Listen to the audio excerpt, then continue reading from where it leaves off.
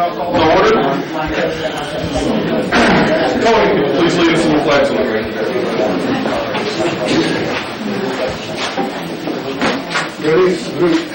I pledge allegiance to the flag of the United States of America and to the republic for which it stands, one nation, under God, indivisible, with liberty and justice for all.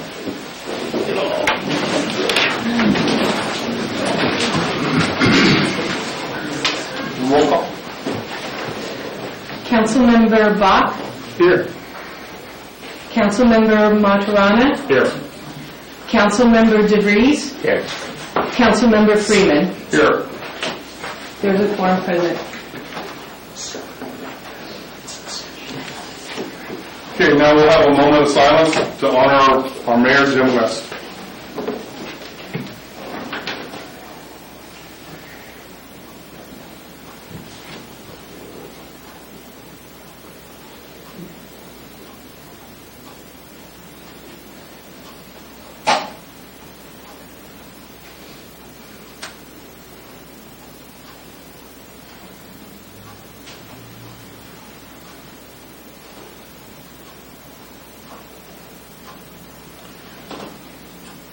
Anthony, could you please come up and do the swearing? Excuse me. Supervisor Botello.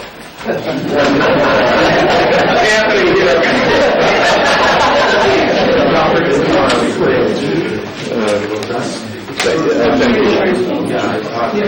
If the new council members come forward.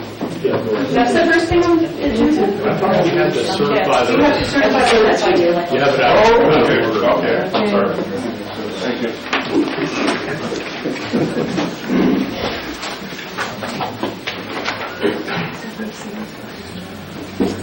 Okay, so do I look? Group resolution. Okay.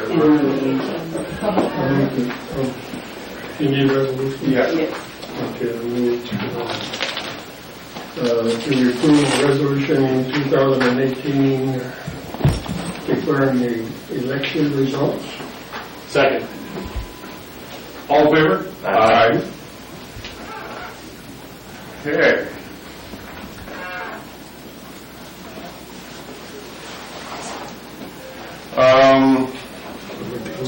Public comment? Presentation of plaques. Okay. Okay. Presentation of plaques to the outgoing public.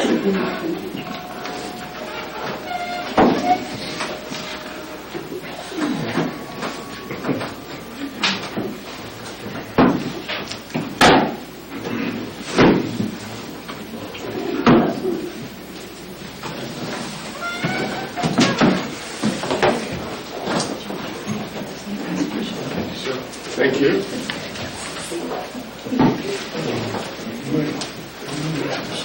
There you go. Is anyone here representing Jim's family?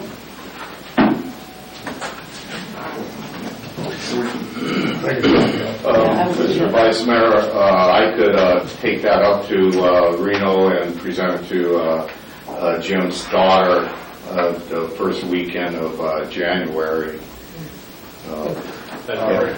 I think that would be great. That would be fantastic. And I know, I guess there's still something in the works for the dedication of a donation of books to the San Juan Library too on January 18th, and so that could be another opportunity for the council. Thank you. Mr. Mayor, may I respond to that? Yes. Supervisor Patel, I want to hand this to you right now, and thank you for taking it to Tina. And without getting choked up, I want to say that Jim West was my friend, and he was yours too. He was a valuable asset to this community, and he will be very, very sorely missed. And we miss him now. May we give this to him, Mr. Mayor? Yes, please.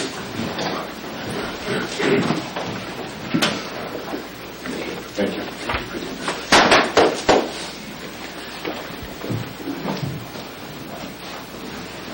And I'd like to second what Dan said. It was an honor to serve with him, and I enjoyed a lot of time with him particularly after the meetings and such. It was an honor to serve with. It's an honor to serve with both Chris and Tony also. Thank you. You bet. Absolutely. Okay, I'm seeing installation of new council members. Once again, Supervisor Bacali. Thank you. And I certainly want to invite the new council members and the city clerk.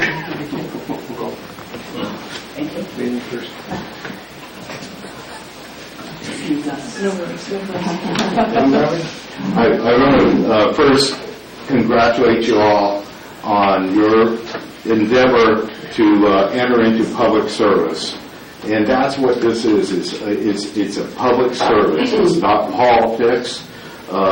You've accomplished great things for the city of San Juan, and individually, as a team, working with your other council members and your staff, and hopefully with the county, and making a big difference on your whole community. I'm very excited for you. It's not your first year, but it's their first year as council members for the 150th celebration of our community or town. That's got to be really exciting in the city of history. So congratulations, and I'm going to read your swearing in, and then when I get to the part, state your name, we'll go in order like that. And so we all will start with Councilman Flores. But so please raise your right hand. I, Cesar Flores, I, Leslie Jordan. I, Mary Vasquez Edge. I, Laura Send. do solemnly swear that I will support and defend the Constitution of the United States and the Constitution of the State of California against all enemies, foreign and domestic. That I will bear true faith and allegiance to the Constitution of the United States and the Constitution of the State of California. That I will take this obligation freely without mental reservation or purpose of evasion. And that I will well and faithfully discharge the duties upon which I am about to enter. I do. Congratulations and good luck, and please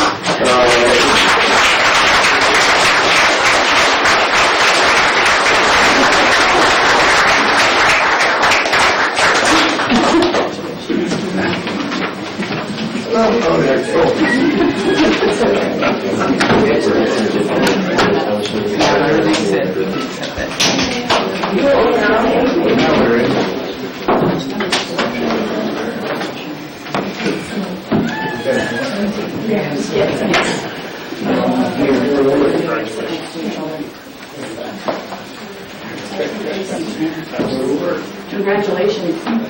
Champagne for you. The mom of Mary is the serious thing.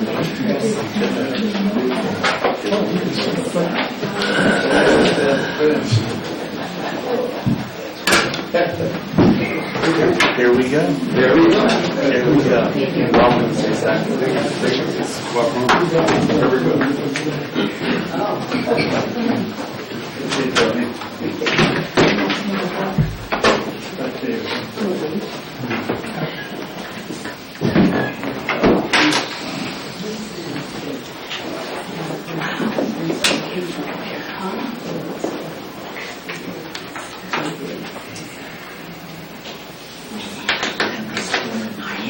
Very well. I remember that.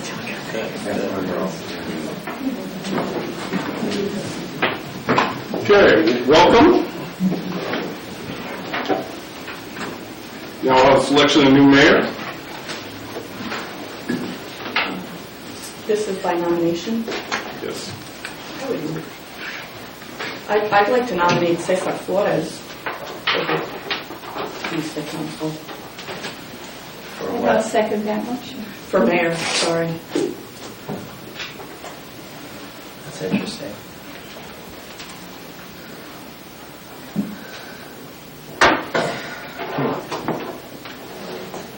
so there's a motion and a second.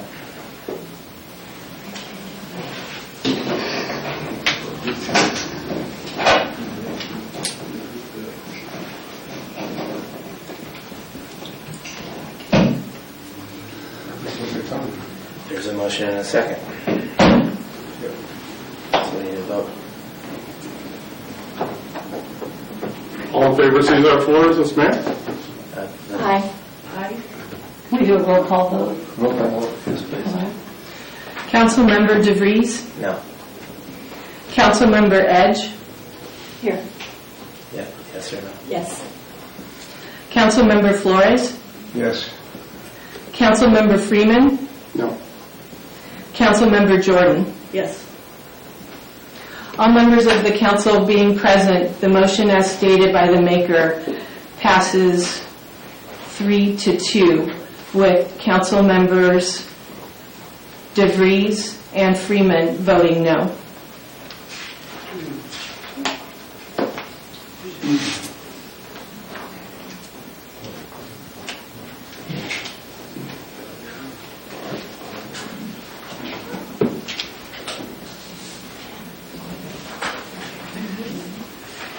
Cesar, you want to take this seat then? You're doing it now? Yes. Yeah. You do it now.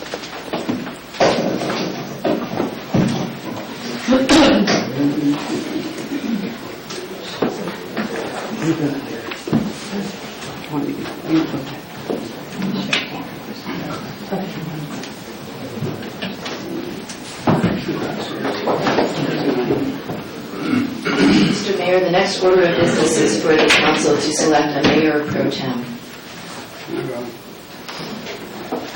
Is that the same as vice mayor, correct? Yes.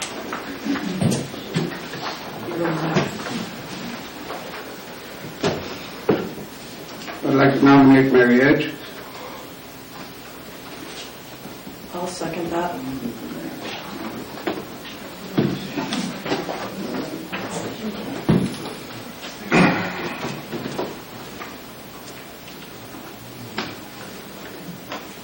I'd like to nominate Dan DeVries.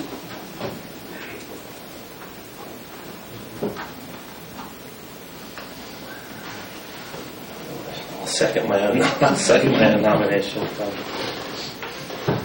Councilmember Freeman.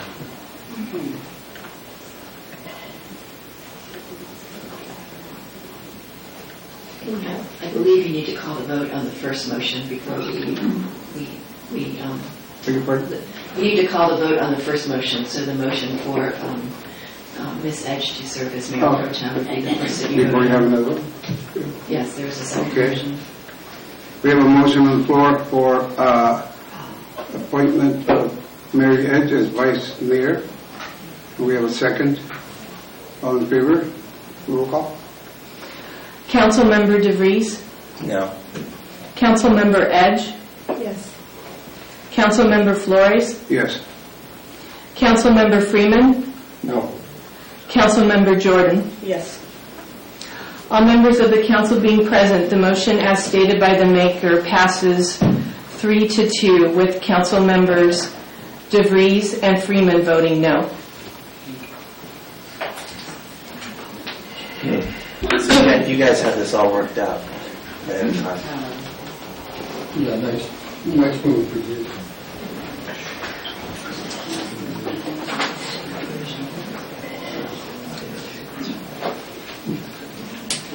You think something's wrong about that statement, Tony? Yeah, you're accusing him of something. It was worked out. We need to move the agenda forward. We go to public comment. I have Tony Bach.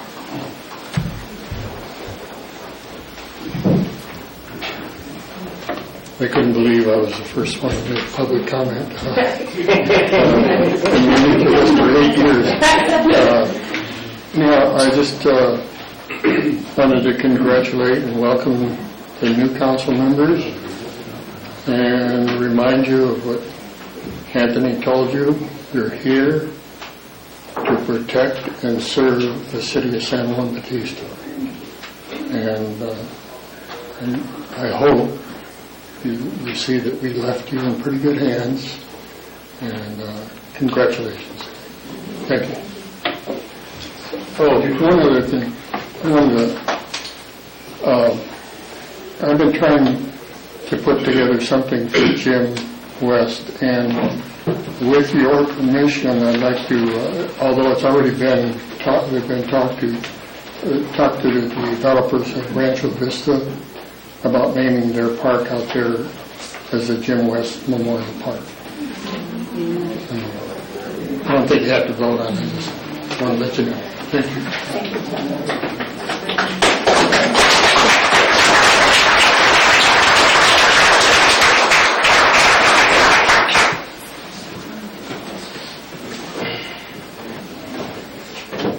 Any more public comment? There's none, no other slips here. Okay. So on the agenda, What? you have one?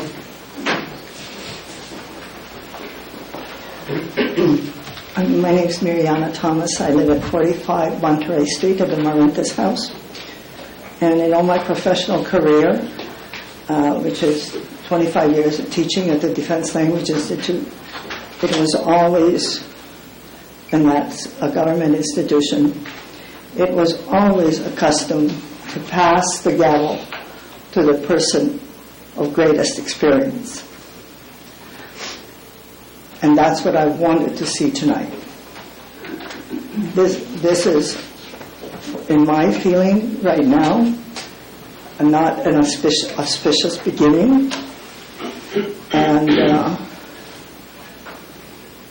those of us who feel things need to be done properly will be watching very carefully what this management and council does.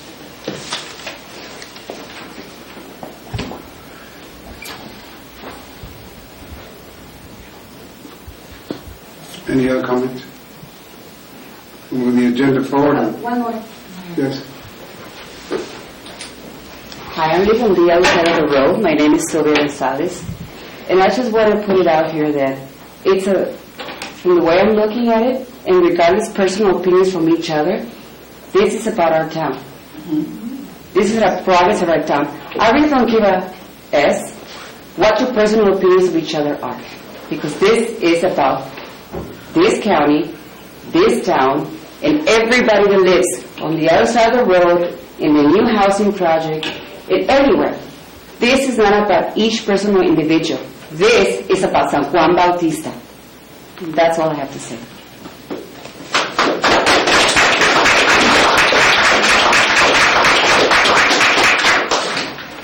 Mr. Mayor, if you're taking public comment without a card, Jolene Cosio, 181 Line Street. I just want to say that Tony's idea to dedicate the park at Rancho Vista is a great one, to dedicate it to Jim West, and I am in full support of that and anything that we can do. But I was kind of hoping that we would try to move forward the Lang Street Park, the undeveloped Lang Street Park, in Jim West's name. That's an awfully large project, and if we can get the cooperation right now of Rancho Vista, I think that's a fantastic idea. Thank you. Is that it? The next item is item 4, which is a consent items, and these are all listed. They'll be enacted by one motion authorizing the actions indicated for those items so designated.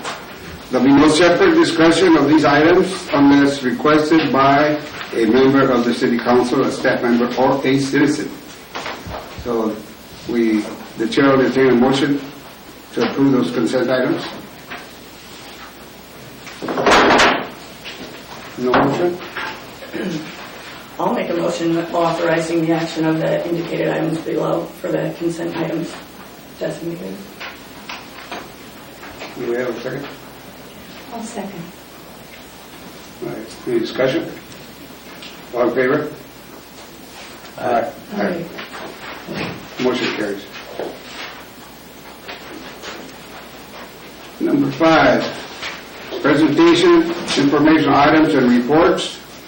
We have the presentation of fiscal year 2018 audit by Ryan Jolly, CPA. Is that item? That's not action item, no? The presentation.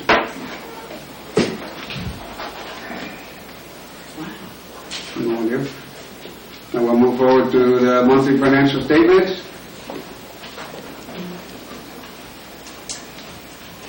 No action. City manager report.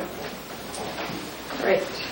So I'll run through the city manager report. Turn this on.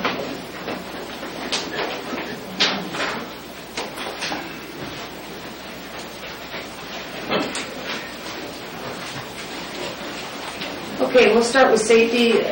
We have no reported safety issues prior to the meeting, since the last meeting to report.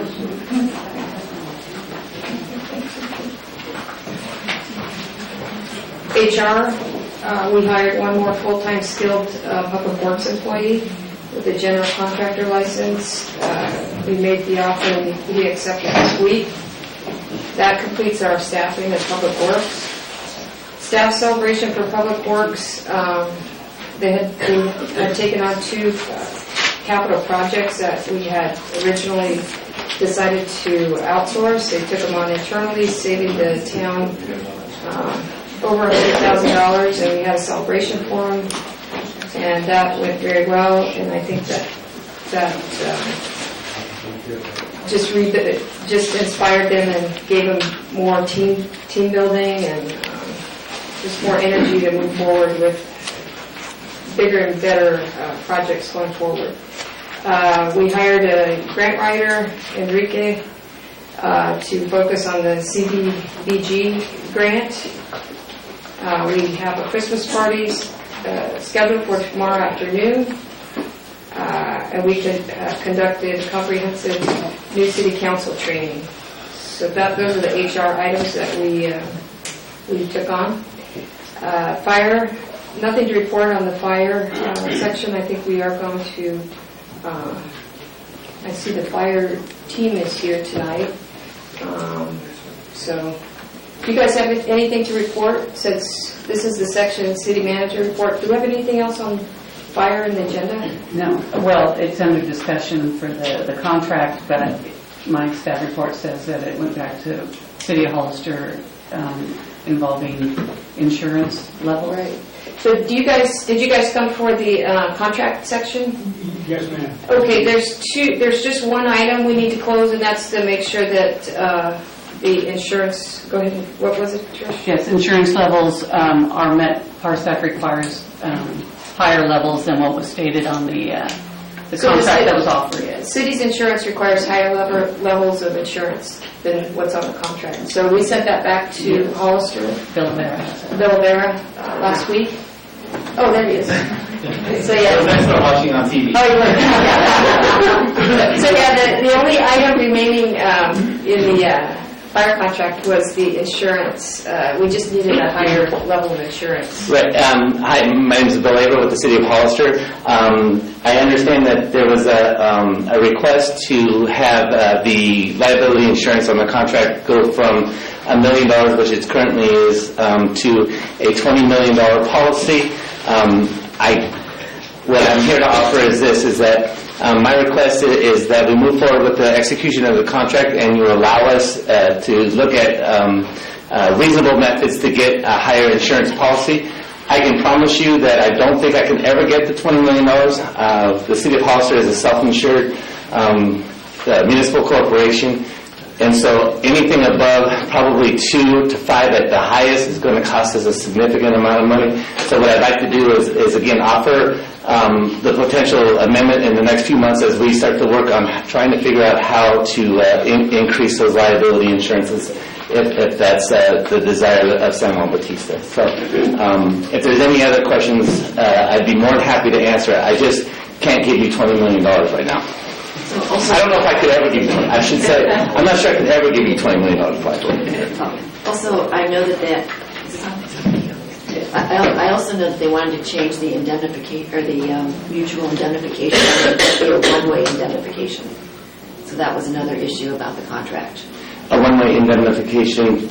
So it was a hold harmless, it's a mutual indemnification now, and because Hollister is providing the service to the city wouldn't also indemnify Hollister for the city's wrong act. So that I know that our risk manager wanted to change that provision as well. Okay, that, again, I apologize, sorry, Ms. Small, I don't know how that all works and plays out, but I'd be more than happy if we had more time to actually work on that. This is all kind of new to us. We didn't really expect there to be a lot of changes, and I know the other change was about whether or not Station 3 is at La Mirada, and I apologize for that being in your contract, and we can remove that pretty simple. That's just sort of a text amendment. But again, if we can have the next few months to work on the indemnification and or the general liability insurance limits, that would be really helpful to us. It is not on the agenda for an action item, and they have not seen the contract. No, but I think if you kept providing the service under the old contract, that it wouldn't necessarily, that we could carry on with that. Yes, that's in the current contract to do that. Yeah, currently we're on a month-to-month, and we would stay that way. And again, the hope was that we would have a longer-term contract with San Juan Bautista. And I know that your next meeting is not until January, was it 18th? Is that what it is? Something along those lines. We can certainly work on some things, and I'll talk to Ms. Mall about the indemnification language. So that when you bring it back to the city council, that's ready to go. The one thing I would say is that, again, the contracts went 4-1. I have a new council just like you folks, and one of this was one of the key things for us is to try to get this done as soon as possible. So that's one of the areas that I would hope that we can move forward with the contract as it's written, and then go through the amendment process. Because again, I do have it approved. It is signed by our mayor, and I'd like to get that done as soon as possible. But I'll leave it up to Ms. Small and the council, obviously. Are there any risks with extending it to the next city council meeting? No. We expected, once we saw that tonight's agenda item was just for discussion, I assumed that this is what kind of the discussion was going to be. We expected it to move into the January. It's not ideal, but again, completely understand the concerns, and we'd hope to be able to work with Ms. Small and you towards the January 18th. And again, for me, I don't know what I can actually change between now and then. I would just like the opportunity to work on it and then come up with a plan to work on it over the next year. Sure. This is a 7-year contract with 3 one-year options, so it's essentially a 10-year contract. So I want everybody to be fairly comfortable with it. It is important for us to have you be comfortable with it, but again, I don't have a lot of authority at this point. So I can connect you directly with our risk manager, because that was his determination of the amount of insurance he wanted. So we'll have to, if you guys can't provide that, then we'll have to go back to him and see what he's comfortable with. Fair enough. Does anybody else have any questions? No? All right, thank you.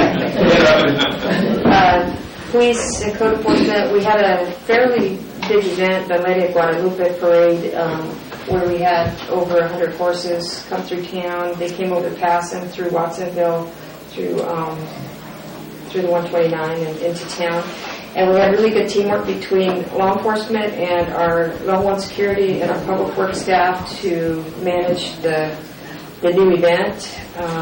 So I just wanted to compliment the teamwork there. I was in close communication with sheriff. Sheriff's put 3 people on. Level 1 put 3 people on as well. Community development, we have our detailed worksheet that you guys can look through. You probably look through it. It's a spreadsheet. It has all the work in progress development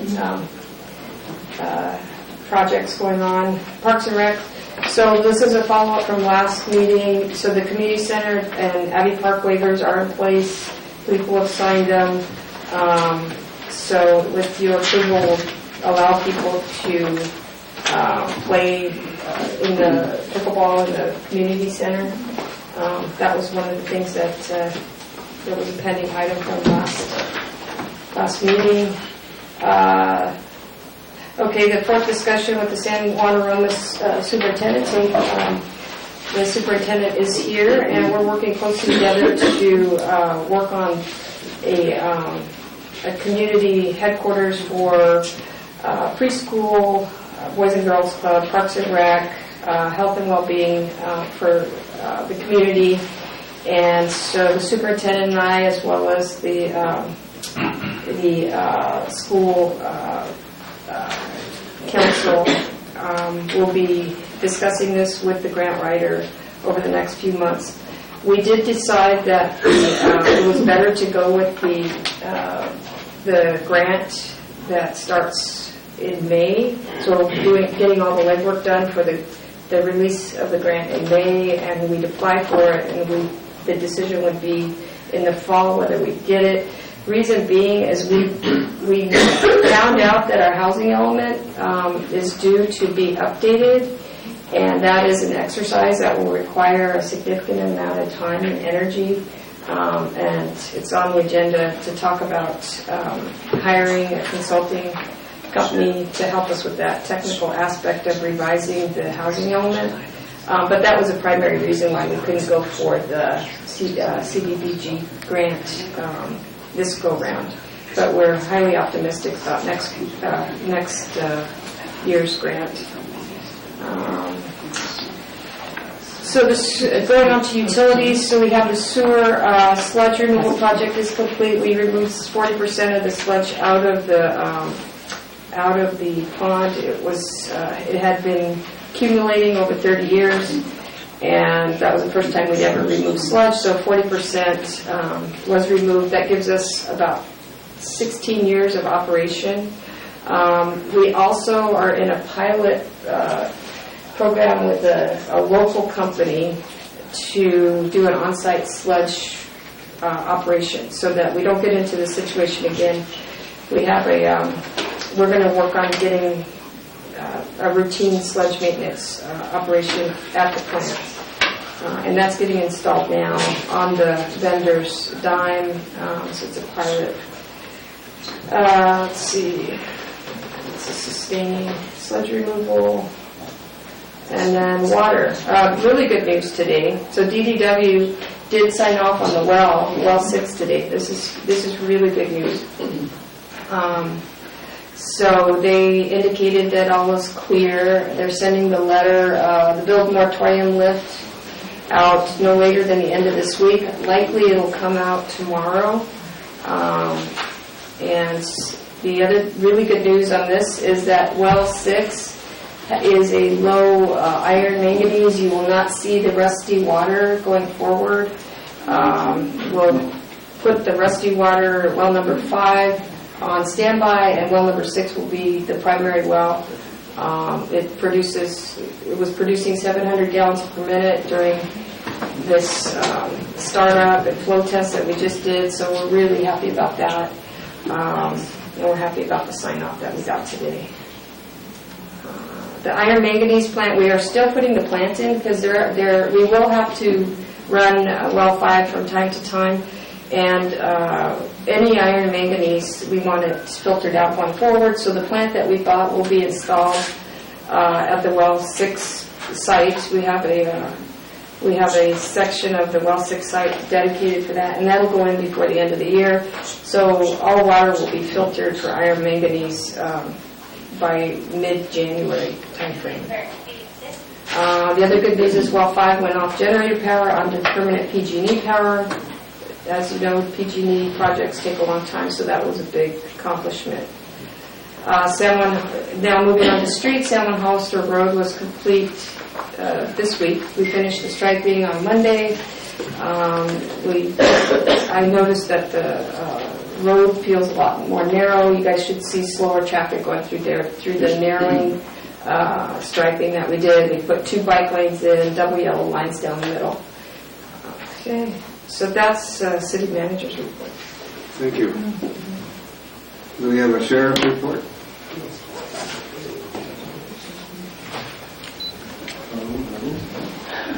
Let's see if this is going to work. I don't know if this is going to work. You don't look like that. We're going to try it.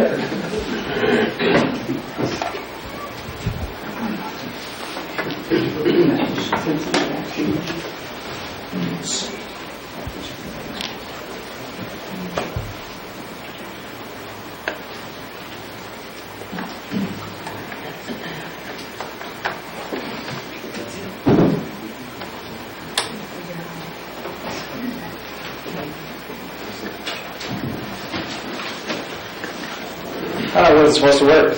Did work.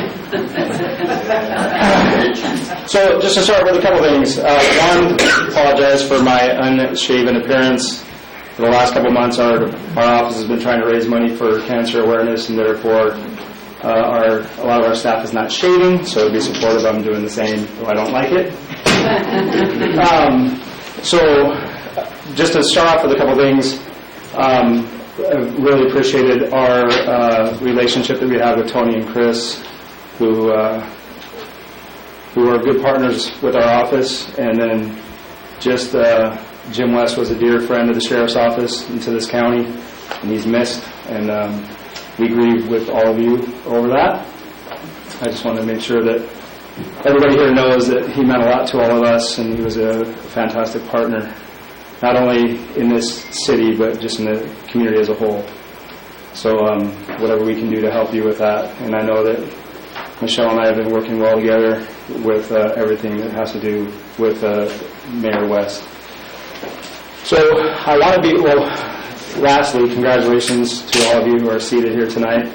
The sheriff wanted to be here to present to you, but he's up holding his brand new grandson, so he can't be here tonight. So unfortunately, like other nights, you're going to be stuck with me. My name is Eric Taylor. I'm the operations captain with the Sheriff's Office, which basically means that I run our patrol division, coroner division, investigations, search and rescue, quite a few things with our office. I also oversee San Juan Patrol. So the sheriff just wanted to give, which is now me tonight, giving you a very brief overview of where we were and what some options are, and we just want to make sure that there's no action items tonight. It's just a presentation, so that maybe we can come together and, like we work, City Manager LaForge and I feel we work very well together. We have good communication. We've been working on some stuff for a while, and I just want the information to be presented to the new council as to kind of where we were, where we are, and what the options are, and some things that we have talked about. So as far as staffing for San Juan, some points that I want to just make, because sometimes our office, the Sheriff's Office, takes the brunt of criticism for what does and doesn't happen in this city. I want to point out to the community and to the council that San Juan Bautista is an incorporated city. Therefore, you're mandated to provide its own police department. That's in the California Constitution. There is no police department here, so currently you contract police services with the Sheriff's Office. The way that looks right now is you pay for one deputy position for our office, which equates to 25% coverage for this city. We can't increase that. We can't gift more hours to you. It's not allowed. So some things as we move forward to consider is, clearly you can operate your own police department. It's legally an option for you, though I think financially it's not. Continue our contract with the Sheriff's Office, which currently I believe you're budgeted for about $166,000, which is one deputy salary and benefits. You can increase coverage with our office if it's felt that our coverage is not sufficient. And with that, I just want to go over, the sheriff and I are both visual people, so I just want to kind of give a little, well, first off, I'm going to give one comparison and then kind of a graphic of what the coverage might look like. A little hard for you to see, but I tried to do some research as to cities that contract with sheriff's offices in California that are similar in size. This is the incorporated city of Colfax, which contracts their police services with the Placer County Sheriff's Office. And to cover their city, their bill is $608,000 a year. That's funding two and a quarter deputy positions, half a sergeant, a partial detective, and a bunch of overhead. So I just throw that out there as a comparison to what a true coverage, 24-hour, 365 coverage could look like, and what in another community of this similar size, what that could cost. So to go back to before I came here, there was a dedicated deputy to this city. The city manager and I have talked about, there's a lot of pros to that. I feel that there's a lot of pros to that. Your community has a person, a deputy that they can go to that they know, that's here, that's vested, that spends their entire 168 hours a month here. when we can get into the weeds about mutual aid and getting called out of the city and all that, but they're dedicated to this community. If we look at this model here, if we take a 7-day work week, 24 hours a day, starting the day at 6 in the morning, ending it at 6 at night, the dark blue areas would be 1 week, that's 36 hours. The next week would be then 48, because we work on a 12-hour rotation. So that light blue area would be, week 2 and week 4 of the month. So this is just kind of a graphic to show you the blue areas, and the light blue would be your coverage if it's a dedicated deputy, and that pink area is all the time that's not covered by our office. However, we would still respond to calls for service. So if you have a crash, if you have a report, if you have an emergency, outside of those 168 hours, we still respond, but it doesn't encompass patrol, like just being here, being present, or proactive. This is kind of a model. It looks a little crazy. It makes me think of a Pez dispenser, personally, but this kind of shows what it looks like what we're doing right now. We have a random model of patrol right now, which means that all the deputies that are on patrol are required to spend a certain amount of time in the city limits, and they log that time and we track it. But this is just an example of what it could look like if we pop into the city for an hour here, 2 hours there, if we handle a call, if we're out. And the pros to this type of model is there is no pattern. So for criminal activity, if you have a dedicated deputy, there's definitely a pattern of when we're here and when we're not. If you have a pattern of a random patrol, it's random, right? There's no pattern of activity of when we're here and when we aren't. But with this model, it's less obvious that we're here for our contracted hours. And so that's where I think some of the frustration with the community comes from. If we see an uptick in burglaries, or we have vandalism issues or traffic problems, it's not as obvious when we are here and where we aren't, because sometimes it's just a matter of coming in, handling the call, and then leaving. So this was just merely for information, things to consider as we move forward, however the council wants to do it, and however you want us to work with the city manager to do this. But if you have any questions before I do, that's just basically, just want to give you just a real quick overview of what we're looking at for the sheriff's office. Any questions? Do you have the report? It's hard for me to see, but do you have anything that would be... Yeah, I can send it over. Yeah, I actually have it on a thumb drive I can leave it, or you can download it, or I can email it to you. Either one's fine. Anything else? Again, congratulations. Thank you all for what you do. Thank you, City Manager. Thank you, Mr. Chair. Agenda here. Thank you.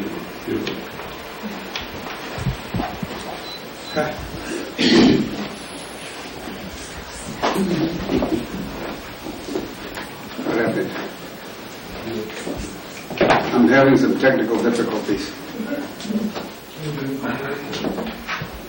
Okay. Here we go. Monthly construction report, 5E. It's in the package. The packet? Yeah, the packet. The city engineer is not present tonight. He had a conflict, but he and I talked about the construction report and the project reports, the two developments. The highlights for construction are the road out at Copperleaf, the road that just went in. The other highlights are we are installing all the water meters for the two developments now, and they are, of course, ecstatic that the build moratorium is lifted, so they're going to go ask for final occupancy permits this week and ask to get the houses hooked up shortly. Otherwise, nothing. Just status quo in terms of the improvement plans that they're moving forward for plan. So that's on the city engineer side. Building and planning report is in the packet. It's pretty detailed, comprehensive. Of course, we go through the each item in detail in the planning commission, but we put it in your packet just in case you guys have questions we can answer.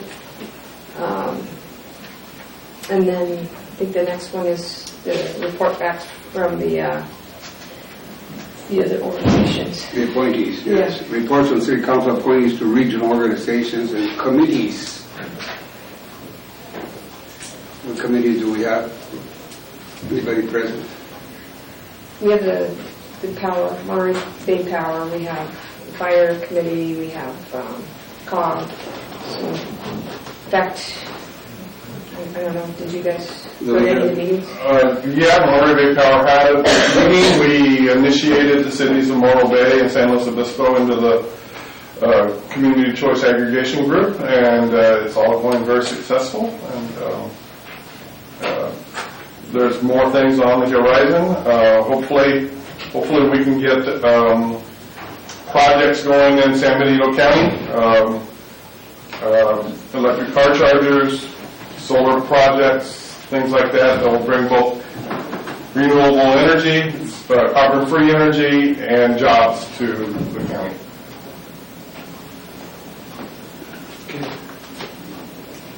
Anybody else? When I went to LAPCO. That's it? Yeah. No report? No, I was there. Okay. Okay, then we'll move on for strategic plan committee report. They did not meet, so then we move to action items. Okay, first action item is to a resolution accepting the fiscal year audit. Fiscal year audit went well, and you guys, have you had a chance to review the audit? Mm-hmm. Yes. So there's no issues, financial issues, we're conforming. So I don't see any issues with accepting the audit this year. Okay, any public comment? We have discussion on this before we have public comment? Any public comment on the resolution to accept the fiscal year audit? No comment? Then the chair will entertain a motion to approve the resolution 2018, accepting the San Juan Bautista Municipal Audit for fiscal year 2017-2018. I'll move that we do that. We have a motion. Second. Second. Any discussion? We call for the question. Councilmember DeVries? Yes. Councilmember Edge? Yes. Councilmember Flores? Yes. Councilmember Freeman? Yes. Councilmember Jordan? Yes. All members of the council being present, the motion as stated by the maker passes unanimously. Action item 6B, consider appointing 3 new members to the Historic Resources Board and Planning Commission. Council reviews applications and we discuss qualifications. There's a public comment, and I guess we'll have the individuals come up one at a time. So we're going to have the city staff planner facilitate this section of the agenda. So top. Okay, cool. So you just give a quick presentation? Yeah, just All right. describe the process. Okay. Mr. Mayor, members of the council, make sure the mic's working. Good evening. Todd Kennedy, your senior, your associate planner here tonight. I'm just going to go ahead and just give it a shot. Tonight we have 3 vacancies on the Planning Commission, HRB. And tonight I'll go ahead and just give it a shot to help facilitate. So I think maybe without further ado, have the nominees or the appointees come forward. So what's going to happen is the nominees, we have 5 nominees, or 5 candidates that have applied for the 3 positions. They're going to rotate up. They filled out their applications. You guys should have the applications and review the applications. We have 5 questions that we're going to ask them. Each of them are going to come up. They're going to answer the questions, and we're going to give them a 2-minute time limit on answering the questions. At the end of the rotation, you guys will take a vote. You have a voting sheet, you score them. We'll give them to the city clerk, and she'll give you the results. Point of order. Personnel issues of hiring, appointing, and evaluating people are always done in closed session. I feel this is a closed session issue. We should either set a special meeting a week or so from now, 2 weeks from now. I agree with the process, but not in open public. We're evaluating people, their strengths and weaknesses, their resumes. Should be done in closed session. It's always been done in closed session before. If I can speak to that point. So when you change the... There's nothing in that rule. So you changed the rule to make it very broad. And I was advocating at the time to actually put a process in place in the city code, and the city council wanted to keep it very broad. So the city code says the city council shall interview and appoint all members to the planning commission. So this isn't a personnel matter. This is a... It's an appointee matter. It is an appointee matter. It needs to be done in closed session. So what most cities typically do is they appoint an ad hoc committee so that they can meet with the people, and it doesn't have to be in open session, but there's no personnel issue. This is not appropriate for a closed session for the city council. I disagree with that. It doesn't say in the city code, it doesn't say that it's in closed session. It says shall interview and appoint. And when we had this discussion at the meeting where we changed the code, the council was pretty sure that they wanted to do this in public. And I raised this at that point, that you might not want to do it in public. You might want to have a committee, and the council did want to do it in public. I don't remember it that way, but that's okay. I don't have any problem, if you want to go that way. But what is the procedure? I agree with the procedure set forth by the city manager, that would fulfill what's required by the city code. It does not say closed session here, and I do not think that that is a personnel exemption. You're not hiring an employee, so I do not believe that that is a closed session matter. The closed session is also for appointees also. Once again, I'm going back to that word appointee. These are appointees. We're discussing personnel matters in that their personal resumes and things like that. We're not going to have a very good discussion up here on this.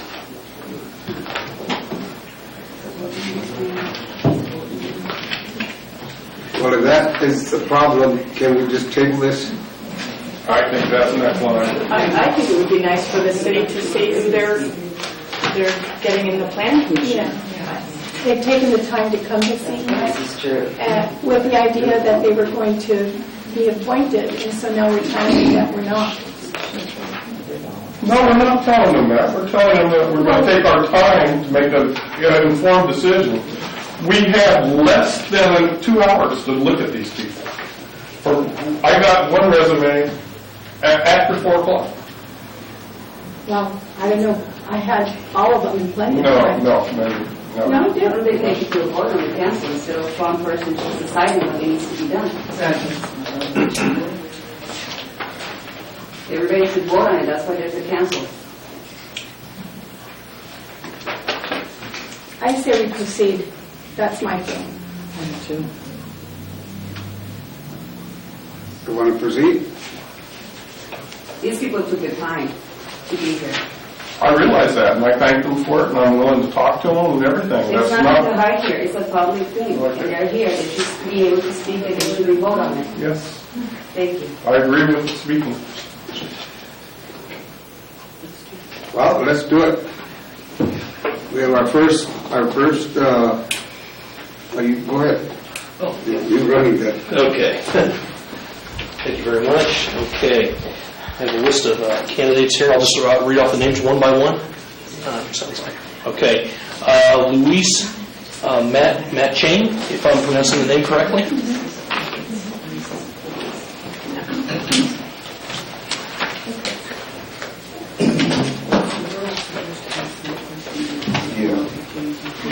There's 5 questions. We'll take one. 1, 2, 3, 4, 5.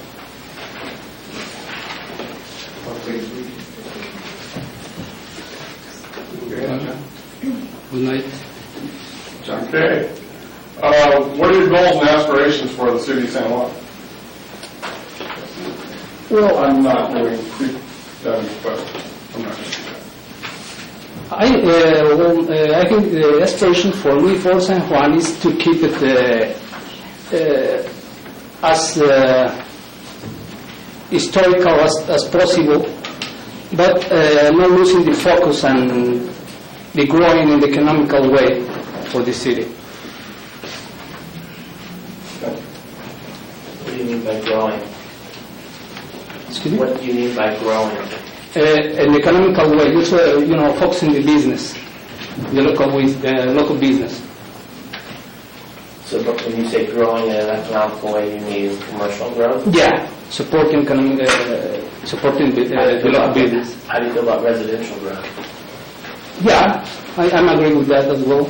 But then, in the logical and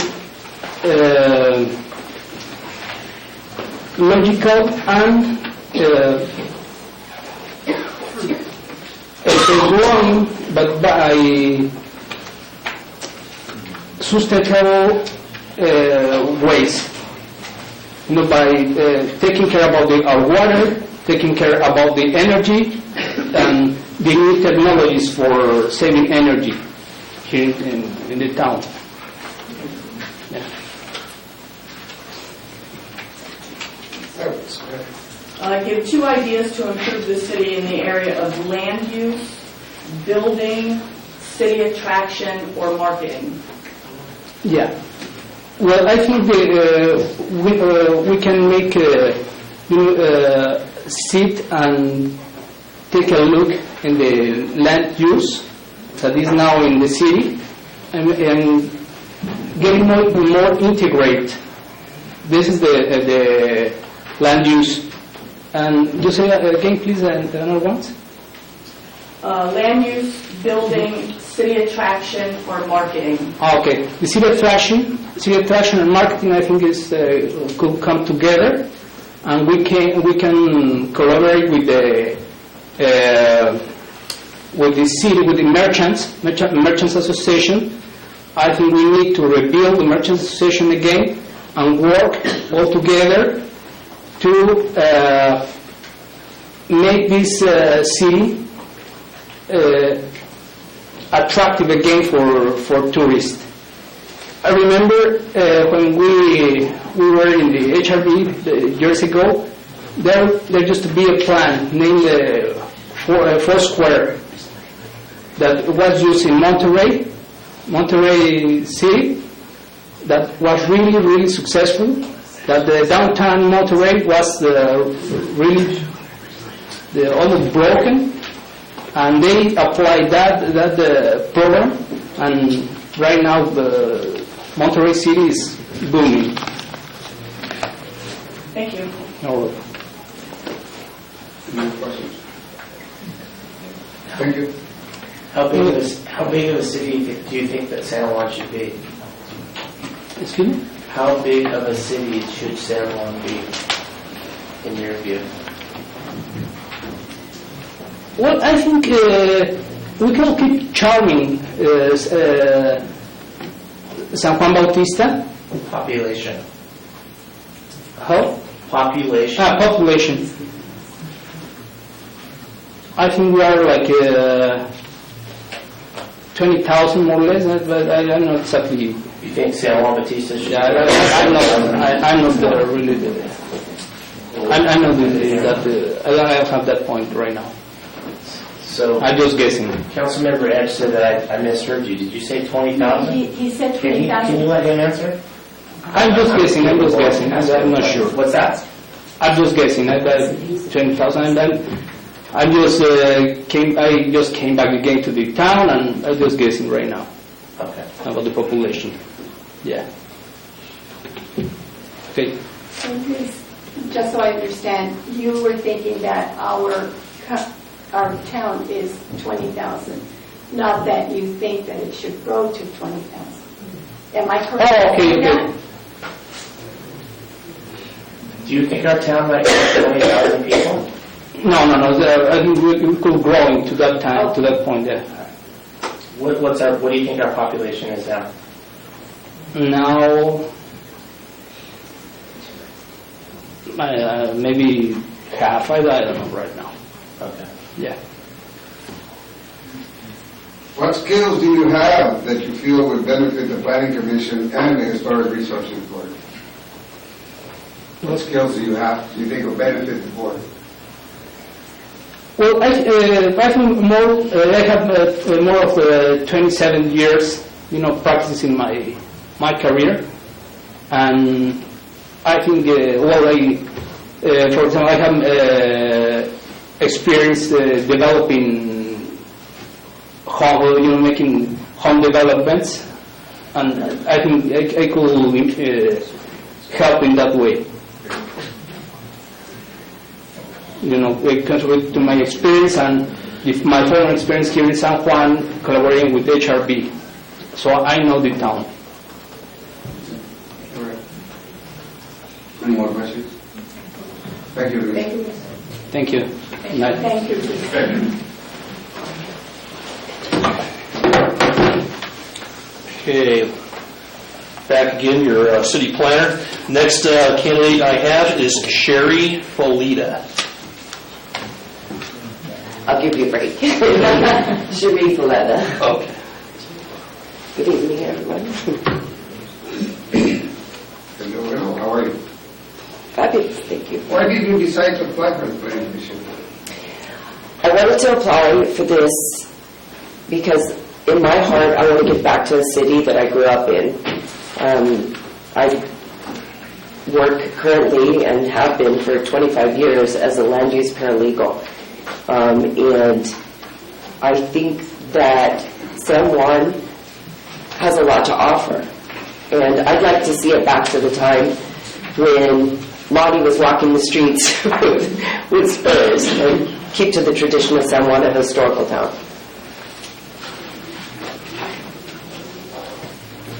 Yeah, could you give us two ideas to improve the city in terms of land use, a city attraction, or I would say commercial development? I would probably put it to the city of San Juan and focus on family and remember that it's the kids and the family in this area that should be our biggest focus. And just remember to keep it quaint. I hope that answers it. Where you can walk around, and not worry about people zooming past too fast or something of that nature.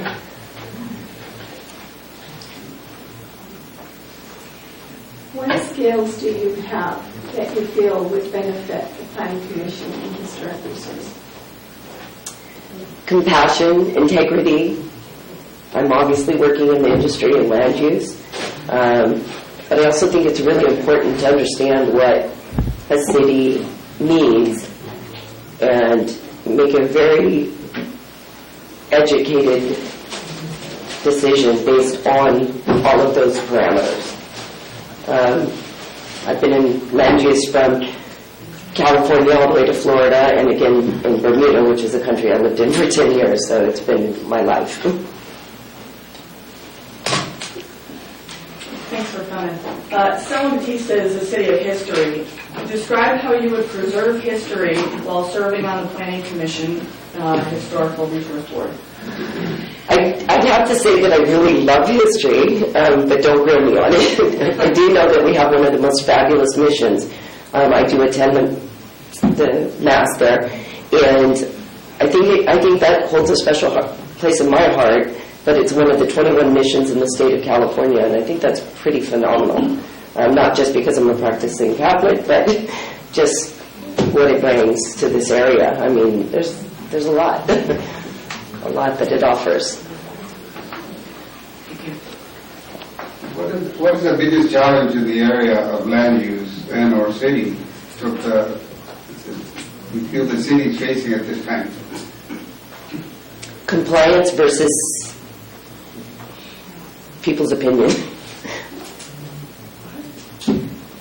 Compliance versus general concern. Yeah, a lot of people, with all due respect, you really, everybody, including myself, should review all the facts before making a decision, either personally or professionally.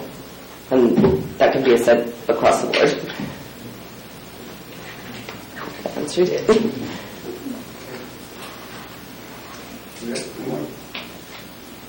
No more questions. Thank you. Thank you for your time. Okay, next candidate, Darlene Boyd.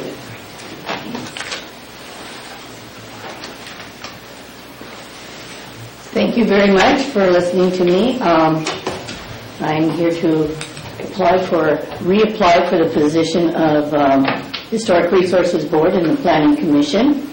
I have recently served for 2 years as an appointee to the Historic Resources Board and Planning Commission. I have been well trained by the League of Cities, attending their seminars for planning commissioners, and I understand very well what the position entails. I also recognize the value of the San Juan Bautista Historical Society as a viable resource for and a contact with members of this society who are a valuable resource for our historical decisions. I understand that a planning commissioner and the Historical Resources Board are representative of the people of this city. And I am now very familiar with much of the institutional knowledge that has been embedded here and the background information that surrounds much of the ongoing projects that we have going on right now and issues that are facing the city of San Juan Bautista. I'm in favor of a well-balanced both program between residential, commercial, and light industrial uses to provide the city with sufficient revenue for operations, and I know that you can't have sufficient revenue unless you have a very good balance on this. I would also like to see an agricultural belt surrounding the city to protect it and keep its size to the small, quaint town that we really enjoy. I would advocate for a clearer and more thorough communication and education of city business through both social media avenues as well as public meetings. I suggest that the staff comply with ongoing education of all citizens as well as the HRBPC on all upcoming and ongoing projects monthly. And that was my idea to keep this going. And I wanted this not just for the Planning Commission, but also for the community at large so that they would know what was going on. I'm a very strong advocate of open and transparent communication with all staff. HRBPC members and city council members, and I would be very pleased to continue my contributions and continue to serve the citizens of the city in resolving our issues and building for our future. Okay, your questions, please.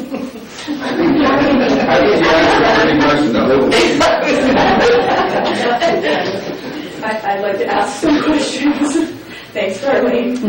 Can you please give 2 ideas to improve the city in the areas of land use, building, city attraction, or marketing? Well, I think we have enough residential already, and I know that we have a 3rd project that's probably going to be coming on board pretty soon.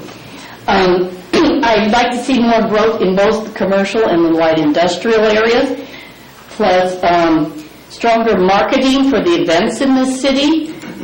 That needs to happen at a younger level of social media to reach out to the people that are going to be coming here. We are going to have to survive on tourism. That's what we survived on before. And if we don't get the tourists down here by really engaging a social marketer, then we aren't doing ourselves any favors, and we really need to get our businesses in town on that. I'd also like to pursue more grants. I have pursued the CDBG grant, which I just turned over to the city through the Community Action Board, and I'm hoping that that will build us a wonderful community center, because I would also like to address the concerns of the families that live here, but also and all the other citizens. So that is one of the things I'm also in favor of. And I think that events, some of the commercial aspects need to be event venues, because events are what get people to come to town. If you have music and entertainment of some kind, then you can get people to come here. And I would like to see more events of that kind, whether they're theatrical or musical or even just weddings and those kinds of things. Thank you. That's a big thing. Thank you. Okay. Thank you, John. Thank you. No, I have no more questions. Okay, Thank you. thank you.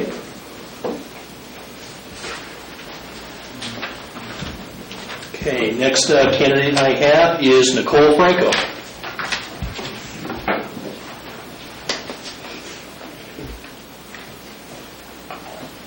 Good evening. Hi, welcome. Thank you. Why did you decide to apply for the planning commission? I decided to apply for the Planning Commission on a personal passion. I'm a 32-year resident here in San Juan Bautista. I moved here when I was 7 years old, and I've been able to watch the levels of change throughout our community. I'm also a mother of 4 who have lived their lives here involved in limited activities that are offered here in this town, and I passionately want to help try to make a change for our future and our youth.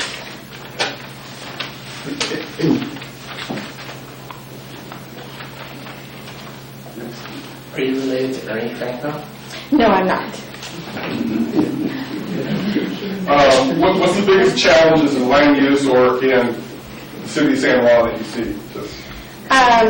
One big issue that I recognize on a daily basis is the lack of revenue that we are receiving from our tourists. We have extra land that is freely parked upon by our tourists, and being able to see that we can use this land, of course, with agreements upon the landowners. For example, our soccer field, we can bring in some parking and charge parking and provide a small revenue for smaller type of recreational things to extend for our children in this town. Okay.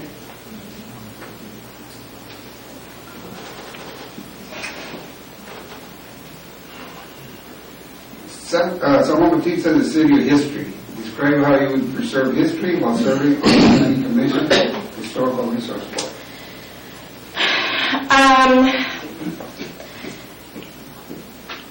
Our history is well said and well spoken for when you walk through our town, when you arrive in our town. It's just the maintenance has been kept, but I think that it's very important to keep up our buildings in our town to be more presentable, and limiting residential here, and providing people are going to like this, but we need to bring in more businesses in our town, not talking about franchise or big businesses into our local towns, keeping them small, but with that being said, our rents need to be kind of capped so that people can afford to bring their businesses in so that they can survive and provide for our tourists and attract our tourists to bring in more people, because that's where our money comes from.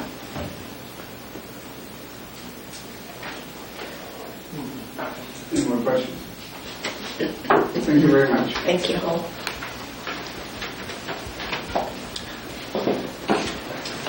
Okay, next candidate, Yolanda Delgado.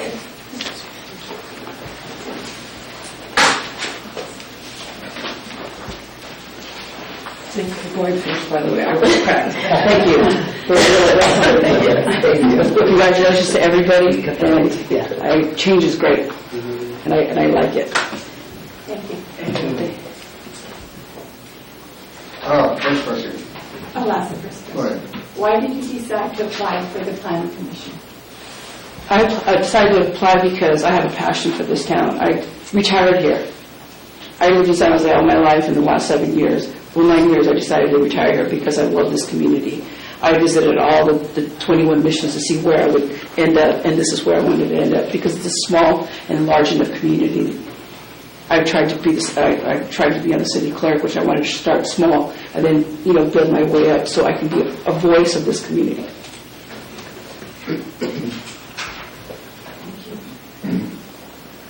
San Batista is a city of history. Describe how you would preserve the history while serving on the commission. Preserving the history is my number one priority. I love what happened on the corner of that house that was rebuilt. That was great. That red barn that was out there was great. What I would do is preserve the roads from the mission because there's a lot of traffic and we get a lot of kids there. And when those kids cross over, people cross the road. I think we should stop through the mission in front. I mean, there's other avenues of getting there. We can all walk, That's one. Having our kids know what it is how lucky they are to live in San Juan Bautista. I don't think they know how well they're established here to be Padres. I mean, they should be proud of that. I am. Thank you. What skills do you have that you feel would benefit the planning commission and the historic resources? Well, my background, I started in the post office when I was 18. I worked there for 20 years. I was involved also had to follow policies and bylaws, which meant, if there's a new development, I had to go in there and make sure everything was kosher, following policy of, the federal government, because everybody thinks at the post office there's not a lot of requirements, but there is, trust me. Where you put your mailbox. I was also part of the Zip Plus 4 program, which if you look on your mail, there's 4 digits. That tells you exactly where it goes in the automation system. I was a part of that. I traveled from San Jose all the way on the coast, all the way to King City. There was 4 of us. We had to follow policies. What is a structure? Not your garage. It has to be a law. But there's policies and bylaws that we have to follow to be to validate the residents. And also I was on the executive board for San Mateo County. I dealt with bargaining and non-bargaining people dealing with, policies, bylaws, union, non-union contracts. Also as the post office the manager, and I dealt with tort claims. I had to evaluate whether the bids that came in, which one was valuable, which one was not. And I'm still reinventing myself. I just got an AS in Applied Science, and I'm going to Cal State Monterey to become a social worker to work on grant writing. So it's not that I'm stagnant, but I'm still trying to improve myself. That's very good. Anybody else? One more. What's the biggest challenge in the area of land use that you see that we're facing? We're not utilizing it correctly. I live in Franklin Circle, and our neighbors and I have all come together. There's a little plot there that's been, Mary was there, all unused for a long time. We have asked to develop it into a park so that we can have, our children go somewhere instead of going all the way to the other parks. We need to utilize that. Dan offered to give, I don't know if remembered about part 2. We need to we need to put our investment in our children because they're the future of tomorrow. And if we have, and it's growing, our town is growing, and we need to make those kids have places to go, after-school programs, parks, things that keeps them off, walking this downtown street and just doing what they do as kids. Thank you, Lauren. Any other questions? Thank you. Okay, next candidate I have is David Medeiros.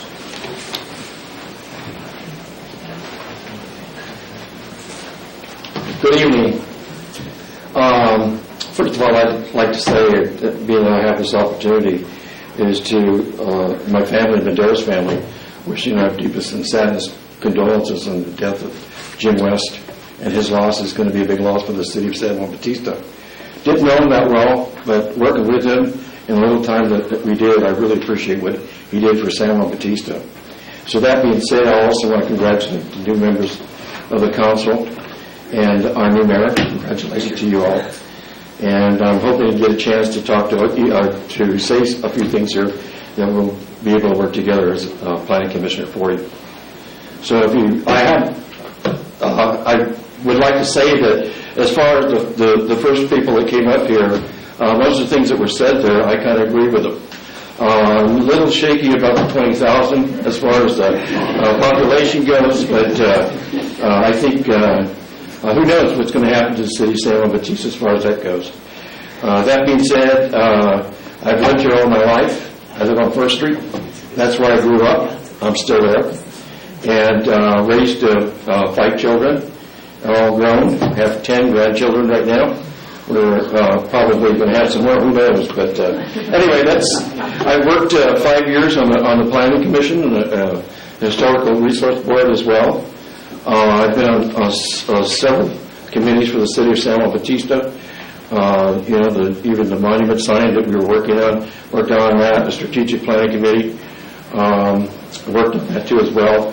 Volunteer at the mission here at San Juan Bautista as far as the preservation fund that they have there. I've been on their committee there as well, and I'm open to questions. So, David, why did you decide to reapply? I reapplied because I've always loved San Juan, of course, because I've been all these years here, and there's something about this place that's really special to my family and the people that have grown up here and who are here now, particularly the new people that are coming here. This is getting to be and will be and continue to be a great city. And I want to be a part of that. I want to be a small part of that, and I think that I want to listen to what our community has to say about where we need to go in the future, and I want to be a part of that future. And I know that my kids are trying to live here, and I think that's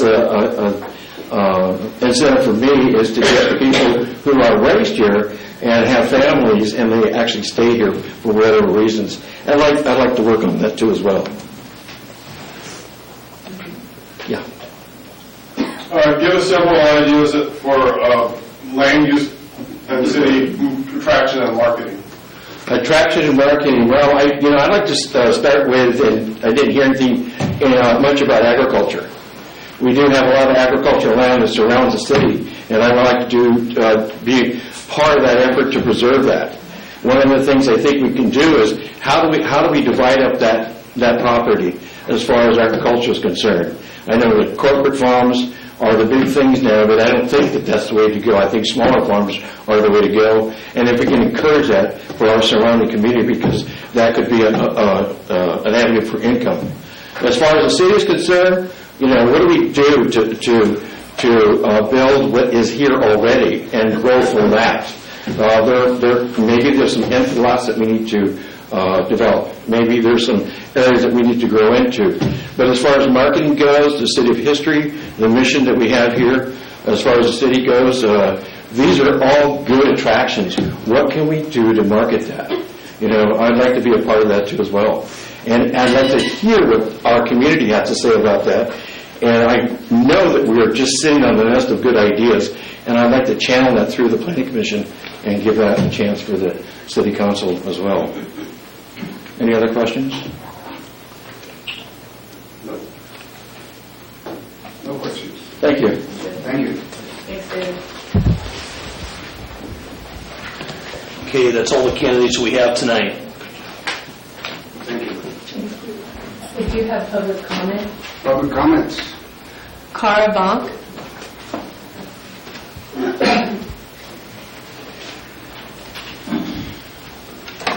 Thank you, members of the City Council. Cara Bonk, 609 3rd Street. I did send an email. I don't know if you got it, with some comments on this item. As you probably know, the appointments to the Planning Commission are super important because our Planning Commission makes most of our land use decisions. They are not made by the City Council unless there's an appeal. But you're not only appointing planning commissioners, you're also appointing members to the Historic Resources Board. And we do have a historic preservation ordinance that sets out the qualifications for Historic Resource Board members. So I hope you had a chance to look at that. The qualifications are set out by the State Office of Historic Preservation, and they do recommend architects, planners, land use planning, those types of things, historians. And then they have the catch-all, because we don't really have a lot of those qualified people in town, and that's people who are interested in history. I would like to urge that you appoint somebody who has architectural background, because a lot of what the Planning Commission and Historic Resources Board does is it does design review. And we just had Copperleaf, that huge development out there, Rancho Vista, that huge development out there. The planners have to know how to read plans, and they have to imagine what it looks like when it's actually built. And just coming in off of Highway 1, and I see those bathroom windows and those bedroom windows, and they're just aluminum sliders, really cheap stuff. So the front windows all have the fake grids, okay? So anyway, I want to urge you to appoint somebody with architectural background. I have worked, Louis Mochain, I know he didn't do very well on the growth questions, but I served on the HRB many years ago with him, and he was a great help to the board because he knows how to read plans. He had a lot of good suggestions, and he has a very good sense of aesthetics. So I would like to make a plug that you at least appoint one architect. I'd like to make a plug for Darlene because she has grown into the position. She was chair of the Planning Commission. One of the requirements to be under the state guidelines, and that is for us to be, we were a certified local government, which allowed us to apply for grants, which we have done in the past. We've gotten some significant grants. But the members have to take training. Once a year, they have to do some training, a certain number of hours. There are a lot of training opportunities, free, some cost, but they're minimal. I know Darlene and Scott Friels, two of our planning commissioners, went and got training. I'm not sure the other people did. I don't know. I could be wrong. Anyway, she seems to have the interest to at least be trained in historic preservation and, what those issues entail. So anyway, I just wanted to throw that out there. This is a really important group of people. They're going to decide what our city looks like in the future. Thank you.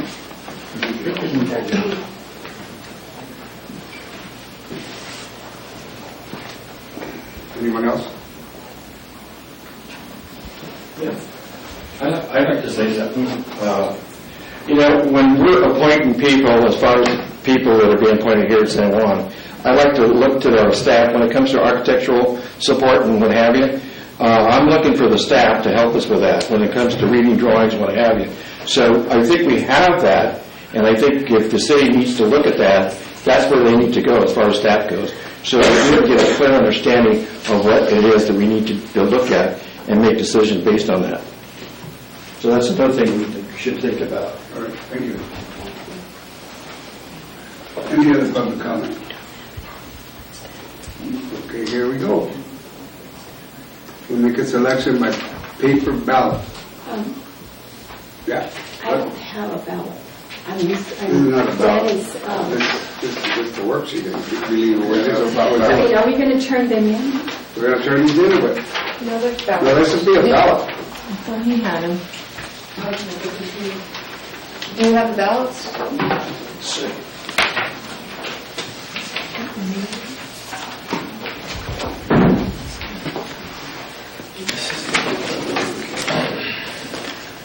Let's see. The only things I have are just Just the application. I'll see the ballot in the back. Just a minute. We have ballots. I don't know where they... Well, they're not here. I looked at all of them. Our auditor came in. In between. He can audit the votes. Just kidding. Well, where are we here? Todd is going to look for the ballots. Okay. Are these secret ballot or? Yes. You have one? Yeah, but I wrote on it. No, it says clerk tally on it. I mean, they would all look the same. This isn't going to work. How do you expect to pick 3 people out of 5 with 5 votes? What if there's 2 council members? This isn't going to work, but we'll play it out. See how it goes.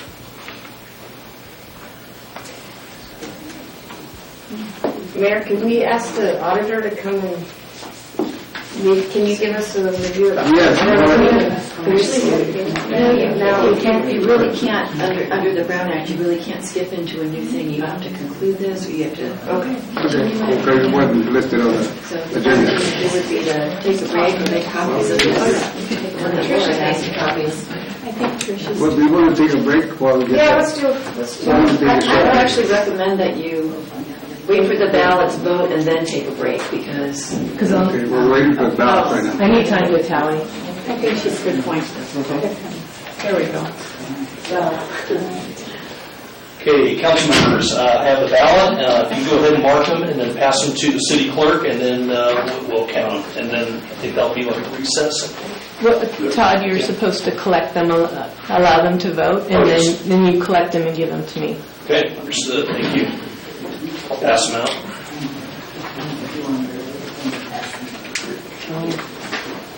Sir. So there we go. And Jerry has your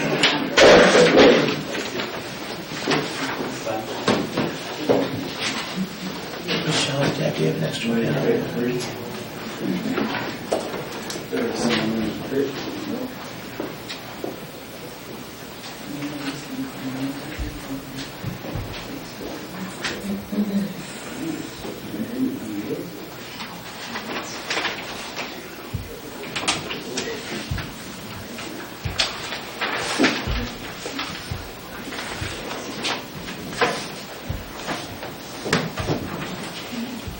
Collect the ballots.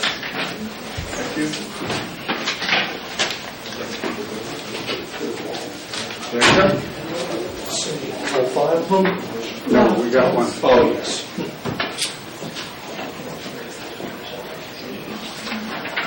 You want to fold it? Yeah, probably a good idea.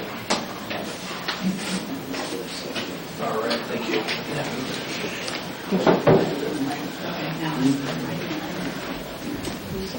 Are we going to count them? No, we're going to count. All right, now we'll take a short break. 5 minutes?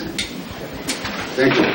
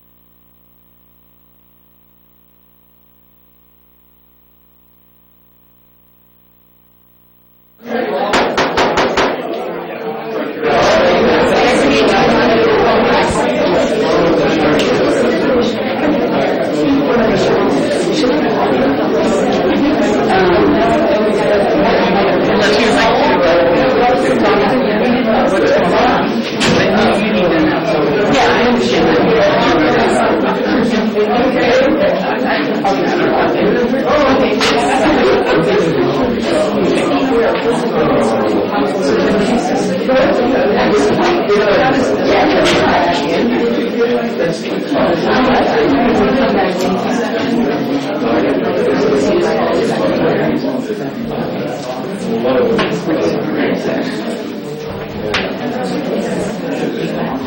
call this meeting back to order as soon as we get off the council.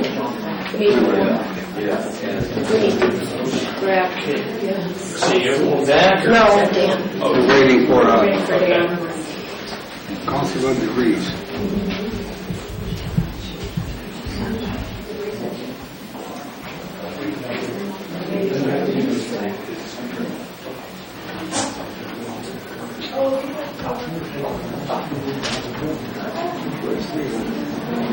We have the list of the committee. Yeah. I don't know if he's allowed. Yeah.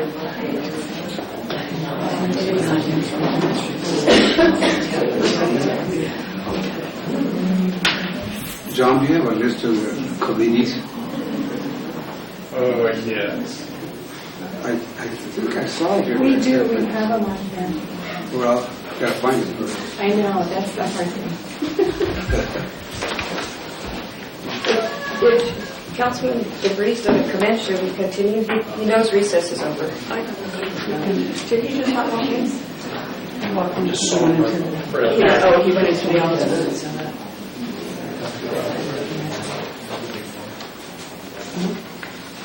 Well, business needs to go on. Okay. So we'll just move without him. Okay. It's okay with me, you, Mr. Mayor, if I could just proceed? All right. I was going to say, I think it's at this point of our session of this item where our city clerk will go ahead and announce and report back the results of the vote. Louis Matchain has 4 votes. David Medeiros has 3 votes. Nicole Franco has 2 votes. Sharif Valletta has 2 votes. Yolanda Delgado has 2 votes. And Darlene Boyd has 2 votes. So upon the advice of the city attorney, we've made another paper ballot that has the 4 people that each got 2 votes. And so we need to ask that each one of you vote for one on this list.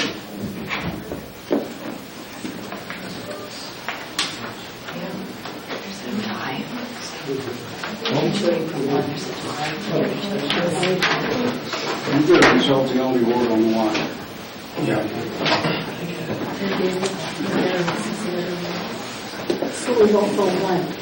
Vote for one, yeah. One, yeah.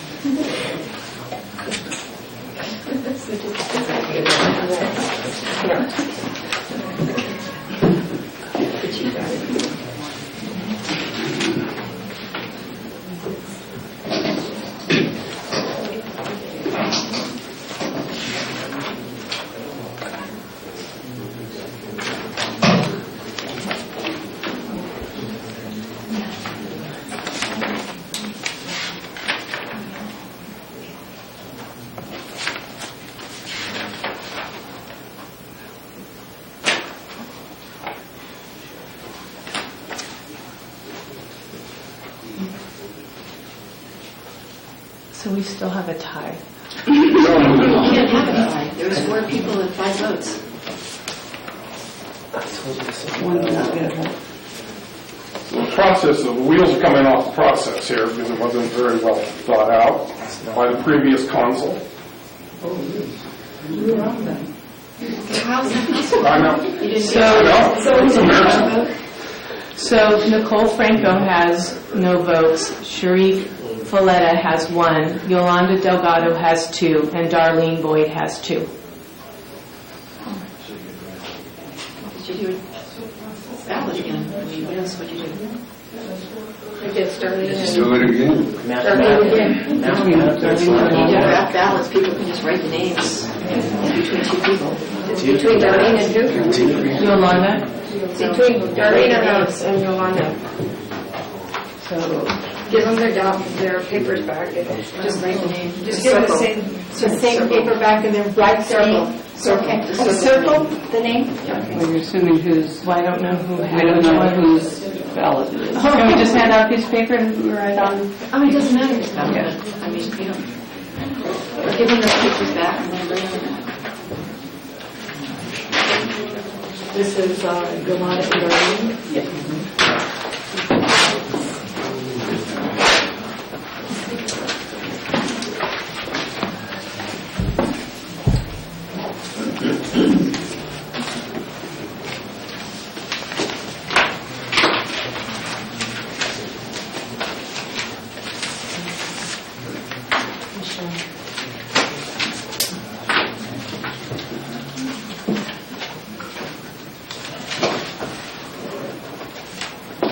Thank you.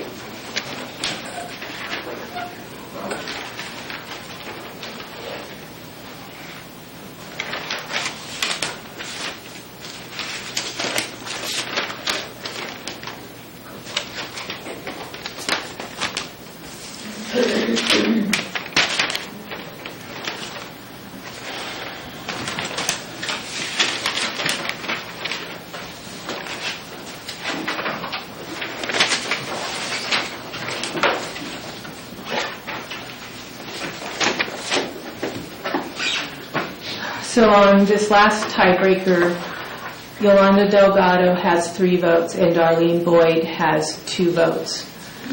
So the 3 new members of that you've selected for the Planning Commission are Louis Machin, David Medeiros, and Yolanda Delgado. Congratulations.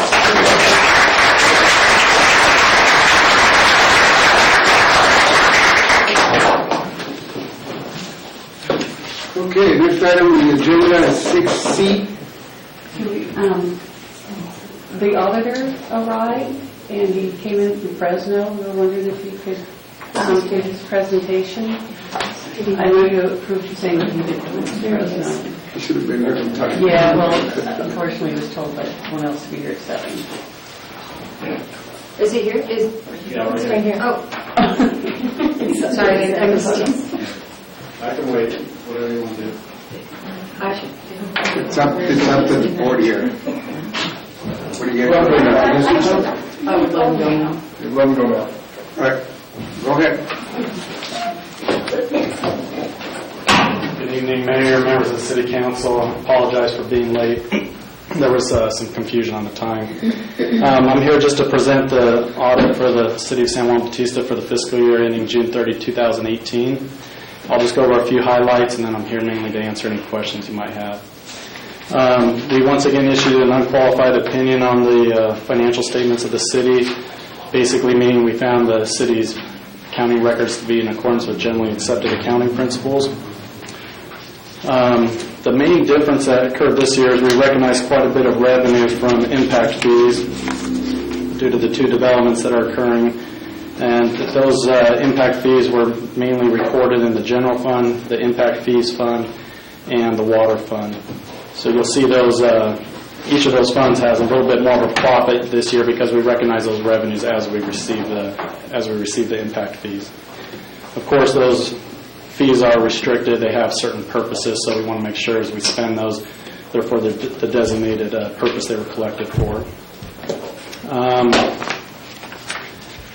Just want to mention the water and sewer funds are both operating as intended. Both had an operating income of a little over $400,000. So both of those are operating based on the intention of user charges being able to cover operating expenses.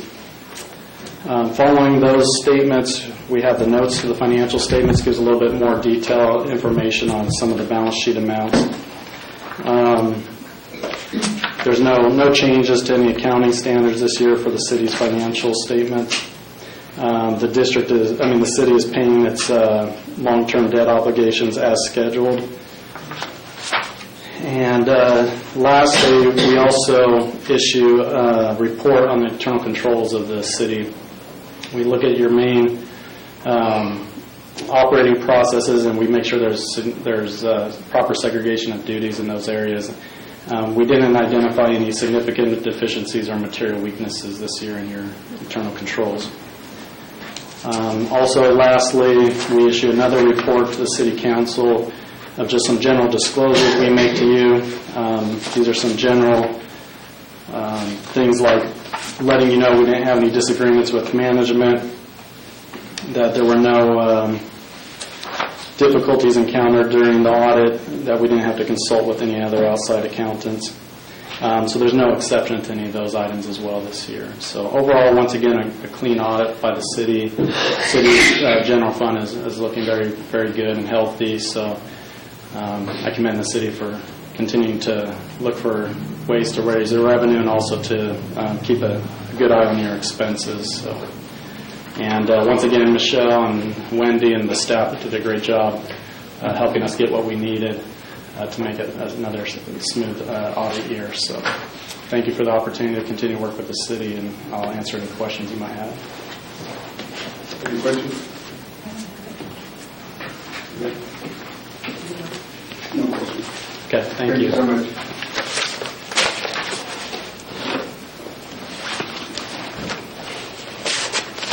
Okay. Back to the action item 6C.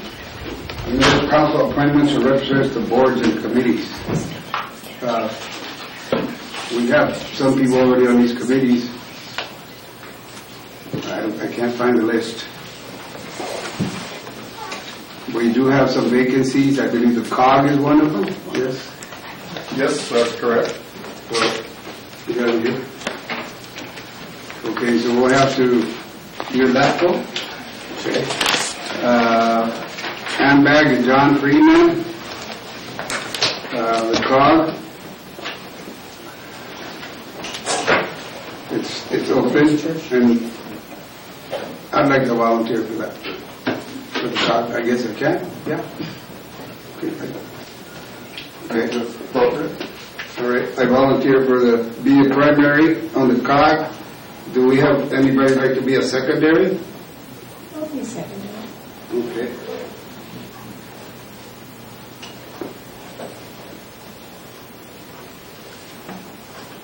The West Nile virus, we don't have anyone there. Integrated waste management, open. I'll do that one. The waste management? Mm-hmm. All right, John, thank you.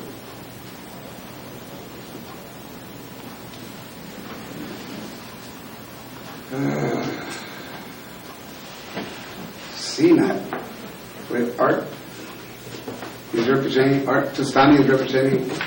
Yes, member of the public. Oh, okay. Intergovernmental committee? No one? Ad hoc committee for infrastructure project funding? Ad hoc I'll do that, and I'll do the intergovernmental. You do intergovernmental? All right. Thank you, John. Get to debate the mayor of Hollister. The ad hoc committee for infrastructure project funding? Ad hoc committee for parking within the city? Boy, that's a big one. You want to do that, Mary? Make you the parking thing. And the San Pedro Homeless Planning Group. It meets monthly, second Monday at 2 p.m. in the afternoon. So I'll do that. you're going to do that?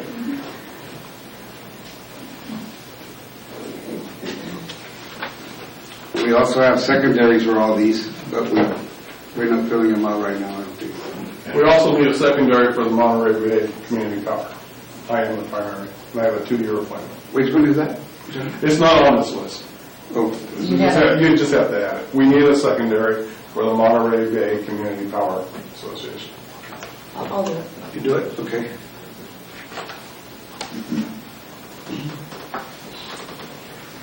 Okay. Think that's it. Fill that out. As far as secondaries on these I'm willing to fill in when somebody can't make it to the meeting. You want to be secondary on that? You're primary now, aren't you? For what? For the LACO? Yes.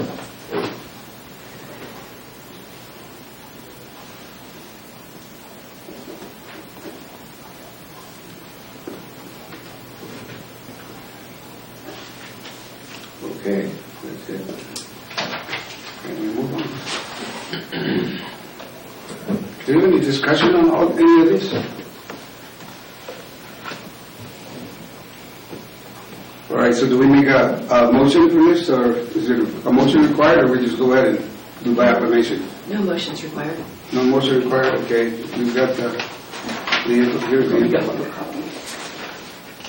Oh, if they didn't get it back to you, okay. No problem. All right. 16, adopt resolution 2018 changing signature responsibilities of city bank account. Staff report, city manager report. Okay, we have as many as 4, each check requires 2 signatures. And at this point, we have the city manager and Mr. Freeman, Councilmember Freeman.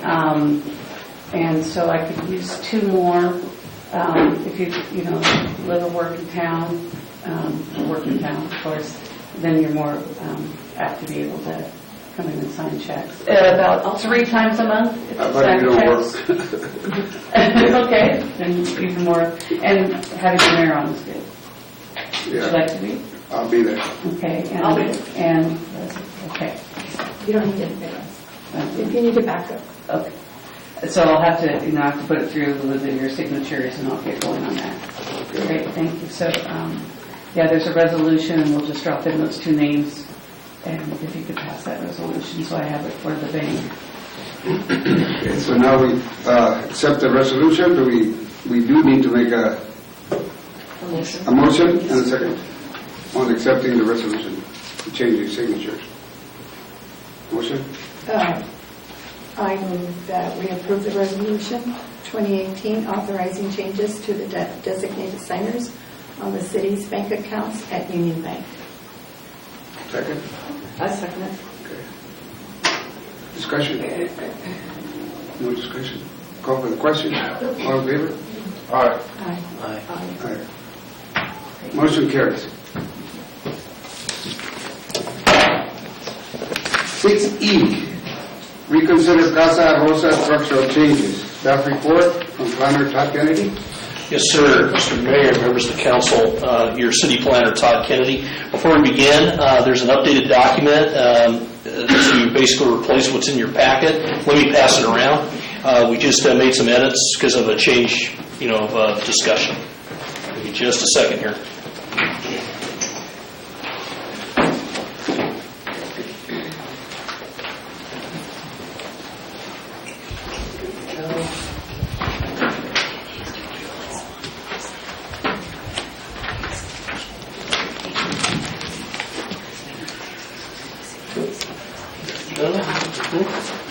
Sir.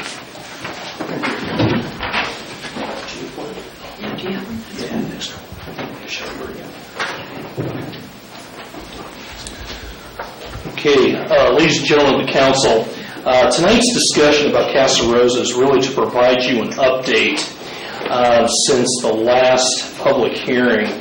Since that time, there was a structural engineer's report that's been issued to the city, outlining key points of what needs to be done to the building. And that's what we're working with amongst ourselves, with our code enforcement, city planning, and of course our city attorney and other staff members included. And at this time, instead of an action item, it's more of just an update discussion. And really at this time, it's just more of asking council to give direction to make the necessary steps to make the Casa Rosa, in particular the front balcony, safe, because it faces the front right there. And we've come across some preliminary estimates after talking with the structural engineer, with some information that came to us, but we're still, that information is still being determined. That pretty much concludes my briefing at this point. Myself or our city staff would be happy to answer any questions you may have tonight at this point. Do you have a report? Let's see, I believe the structural engineers report. Yeah, it's in your package. But, so, go ahead. I asked several months ago if anybody knew if they were still making payments on the dwelling. Has anyone followed up with that? Do we know if they're up with their loan? Are they in default? City attorney advised that city staff should not get involved in the private matters, financial matters of individuals. Okay, I've never heard of that before. I don't think it was advice, it was more that there's no way of learning that. A private citizen can't step in and know what the city's I'm not talking about private citizens, I'm talking about the city of San Juan Bautista. I don't think you have an ability to go in and ask what the loan is. The Planning Commission of the City of San Francisco last week told a private individual to rebuild a house he demolished to the exact way it was before. So there is the power there. No, to find out if they're paying their loan or not. Well, okay. Do you have a hard copy of the structural engineering report? I do. Probably. What street is it on? Patrick.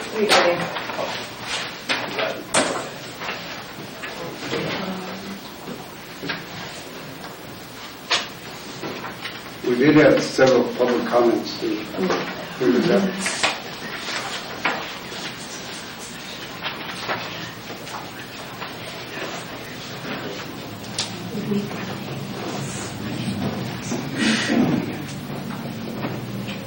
Oh, that's how you do it.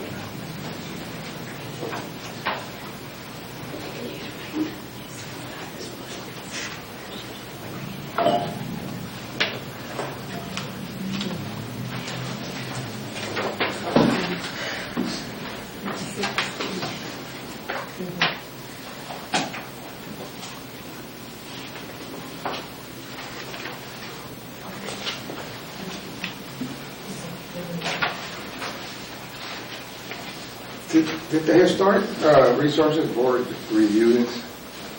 Did they have access to it? Yeah, they did. The Planning Commission and the Resources Historic Board reviewed this and approved it. The owner of the building demolished it about 6 months prior to their approval. So he presented the initial case to the Planning Commission Historic Resources Board. They gave him some positive encouragement. He demolished the building shortly after that, demoed the full inside, took down a building in the backyard, and then got full permission on April 4th, right 6 months after he did that work. So the outline that Todd put here talks about this is a really good timeline of what happened. The owners first reached out to the city manager in March of 2016. They purchased the property shortly after that. They told the city manager at the time they wanted to build a restaurant and live in the home, in the Casa Rosa. They demolished it without a permit in the fall of 2016. City staff was made aware of that in 2016. The project went through the planning process in HRB on April 4th, 2017, where it was approved, but permits were never issued. Subsequent to that, fast forward a year later, we red tagged the building in April of 2018. We started investigating.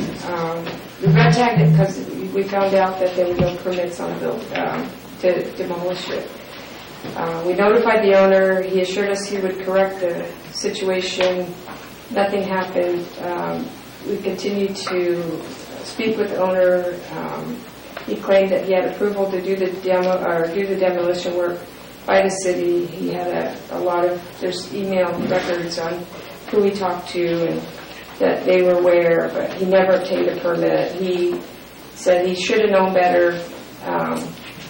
but he felt like he had the approval of the city.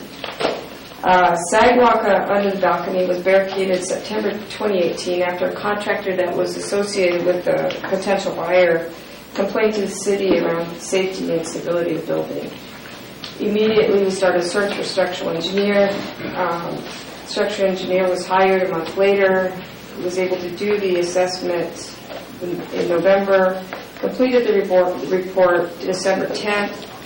Notice was sent to the owner with the findings of the report. The findings of the report deemed that the structure was unsafe on the outside, under the balcony, which is what we thought, and also some of the stability on the inside. It needs some plywood in between the struts to stabilize any flexing of the building.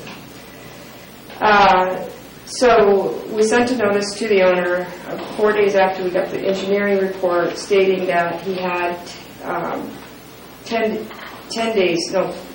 business days to respond as to whether he was going to make the building safe himself. If he didn't respond, the city would proceed in determining it a nuisance property. At that point, we can proceed with the abatement process. At that point, we can put liens on the building, we can fix the building, and move forward. I did talk to the agent on this building. The building has fallen out of escrow twice. The agent is trying to short sell this property at this time, unsuccessfully thus far. She's tried to negotiate with the bank since September. She anticipates, based on her experience, that a short sale may come through in the next, between now and March. Meanwhile, we have to make a determination whether to, proceed with this nuisance property, potentially put a lien on it, burden the property further. I made the decision to go ahead and set a timeline up for the owner to either fix it or we have to declare a nuisance property. So that's where we stand right now. We're waiting for the owner to either to get back to us on whether he's going to fix it. If he does say he's going to fix it, he has to come in and obtain a permit on by January 14th. And then he has to do the fix by January 24th to make the building safe. If the owner does not respond, we'll go through that process that I outlined, declaring it a nuisance, abating it, and working with the state to make sure that that's on the record. And the property gets liened and taxed and so forth. So that's where we are. Has he made any indication that he's... He did call us. He did call us back, surprisingly. We left him several messages, and after I talked to the real estate agent, she, I think, got him to at least respond to us. So he's looking at the drawings, the engineering report, and determining whether to fix it himself. So he didn't give us an indication one way or another, but he did ask for the information. Is the real estate agent representing the owner or the bank? The owner. The owner. So she's trying to get the property sold for the owner, and she's trying to get the bank that loaned him the money to short sell it so that it can move forward. Because she has buyers. I'm not a real estate expert, but that's what she told me. She's trying to negotiate with the bank to short sell it so that, because she's got 2 potential buyers for this. So it's either going to short sell or it's going to go into foreclosure. Well, So if it's going into foreclosure, he's not paying his own. Yeah. So where does it leave us, the city? It leaves us with a decision. Well, then I'll come back to you guys in January and I'll say, okay, the guy did not respond. Therefore, we're going to abate this property. I'll ask for a resolution. You guys approve us abating the property? Yes. Then we move forward. We start to invest in this property. We use the city's money to invest in improving that property. And then we lien the property. And whoever buys it will pay the city back for that. the repairs that I read about, supporting that balcony. are we going to do that now? Is that going to be done now, before January? We can't do that unless we own or we have legal authority to enter and do things on that property. The avenue that grants us that legal authority is this abatement process. I mean, the city attorney can speak to this, but that's what we've been talking about is we have to go through these procedures to declare it a nuisance. Then we can proceed through the abatement. Then we can lien the property.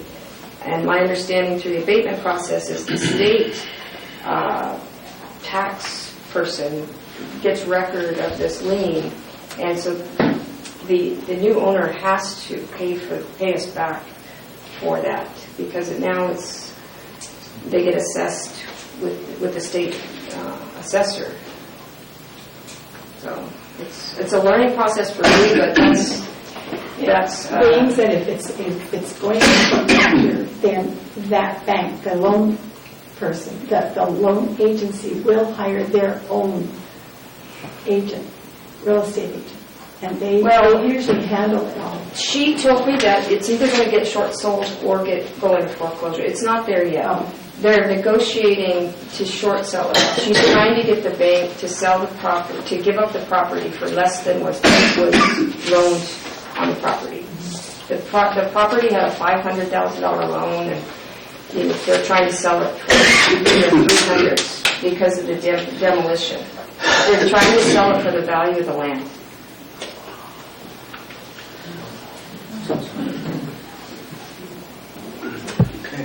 Okay? So that's the situation. We did have some public comments on 6E. They were sent in by... Yes. Which one is 6E? This one? Yes. The one was sent in by Cara, and the other one was sent in by Emily Renzel. Shall I read it? Yeah, read it in the record. Okay, yeah, for the record. This is from Cara Bank, sorry. And it's sent Thursday, December 13th at 5:49 p.m. It says, Dear San Juan Bautista City Council, any decision to go forward with installing 2 posts under the Casa Rosa balcony should be referred to and reviewed by the Historic Resources Board.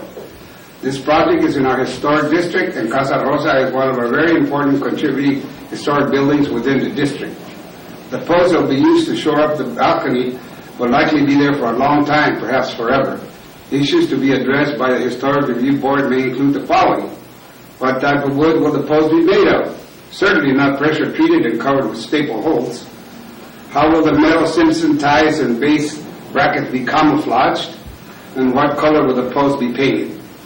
Also, $5,000 for such a simple job that any experienced carpenter could easily complete seems excessive. Thank you for considering my comments. Then there's another one from Emily. This is on behalf of, dear members of the City Council, I'm very much in support of preserving what is left of Casa Rosa, including the very delicate trim on the sidewalk roof overhang, often referred to as a balcony.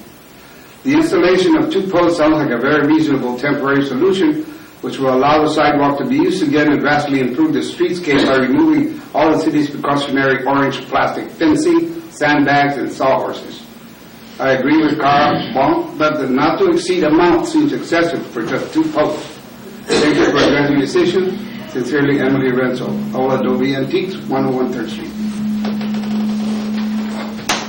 For the record. Do we have any response to this or anything? Any comments?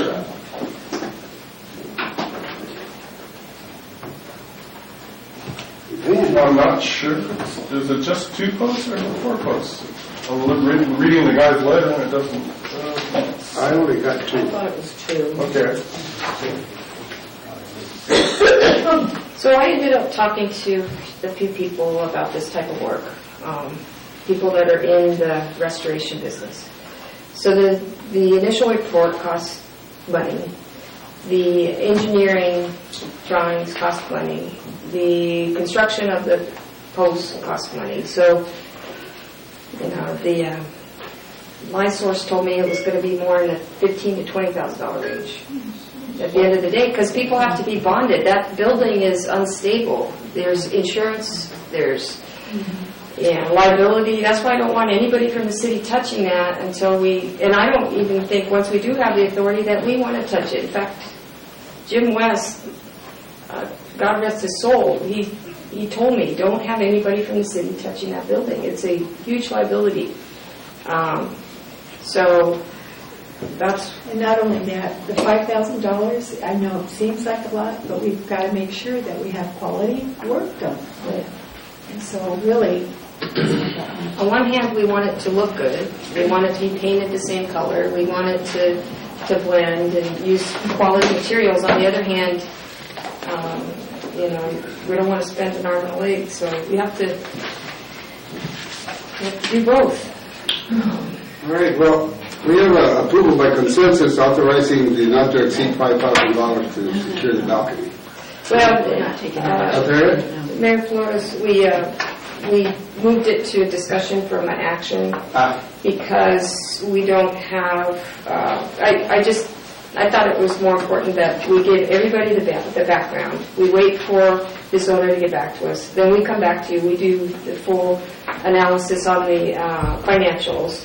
Because I just did the $5,000 is just something I threw up there because I kind of was going down this path of let's just fix it ourselves. And I was advised by city attorney and Mayor West to time out. You don't want to move too fast on this. You got to go through the process.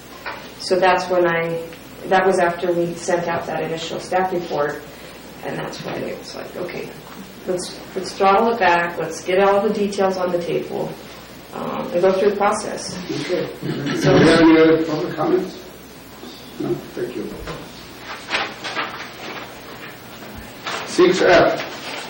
Adopt ordinance approving the city-initiated rezoning of 3 parcels situated at 11 Franklin Street, 17 Franklin, from public facility district to mixed-use district. Staff report, Todd? Yes, sir. Mr. Mayor, members of the council and staff, good evening. Todd Kennedy, your city planner. The item you have before you is a second reading to approve a city-initiated zone change. This case was heard back on November 20th at the city council meeting. At that time, there was opposition stated because it included 3 properties instead of the 2 properties located at 10 Franklin. It was discovered during that time and after that hearing that there was some concerns raised by the Amamutsan tribe and also based on further staff findings. It was agreed upon by the Amamutsan tribe and based on further staff research that 11 and 17 Franklin do not have the same concerns and can go ahead and move forward to the mixed-use zone. 10 Franklin is still on hold pending further research. And, at this time, we're still working with the property owner and developing a plan to move that project forward. Time out. Yes, sir. Can you just refer to these buildings by their common name as opposed to addresses? Is 10 Franklin Drew's building? Yes, it is. Yes, sir. And the other one is the Fault Line Restaurant? 11 Franklin is the Fault Line Restaurant. Yes, sir. And what's the third? 17 Franklin, that is the Lavanino House. That is the historic Lavanino House. Which would therefore become mixed use? Yes, sir. All right, thank you. Pretty much that concludes my presentation for tonight, and myself, city staff, or we can answer any questions you may have tonight. So basically you're pulling out Drew's house or Drew's structure and you're going forward with the other 2, Lavanino and Fault Line? Yes, sir, that's correct. If I can clarify, the problem is the CEQA review, that these 3 properties, the zoning ordinance change was done with a categorical exemption under CEQA. And that means basically that's kind of a small project. There's nothing possible that's going to be disturb the land or and you can use a categorical exemption. So when this was brought to the attention of the city that there may be some Indian relics on the property, it could be possible, if that's the case, that it no longer qualifies for a categorical exemption, and therefore a negative declaration would be done. So staff elected to tease out the 2 properties that didn't have this concern because they still qualify for a categorical exemption, and then research whether a neg deck is necessary to change the zoning on the 10 Franklin property. And you'll recall that a general plan amendment has already been done for these 3 properties. And state law does require for a city bring its zoning ordinance into compliance with the general plan. So some action is going to have to be taken in the future on 10 Franklin to determine whether the zone should be changed, but the general plan has already changed the designation. Just some background for the new council members. In the 2016 general plan, there was an error that was made in that area, and they zoned that public facilities by mistake because they extended the state park over too far. Their crayon was too wide or whatever, and they made a mistake. And they included these 3 areas which had traditionally been mixed use in this public facility. We discovered this when we were processing a permit for the fault line. And we were surprised to discover it was in a facilities area. So we had to go through this process to get this error corrected. And it's been several months, this second reading, and so that's kind of the background of why we have to do the zone change. Thank you. Any discussion? Questions? Okay, how about public comment? No public comment? Right. Then, the chair will entertain a motion to adopt ordinance approving a city-initiated rezoning of 2 parcels. It says 3, but it's only 2. 2 parcels situated at 11 Franklin Street and 17 Franklin Street. And also take action, Mr. Mayor, to approve the categorical exemption as well. Okay.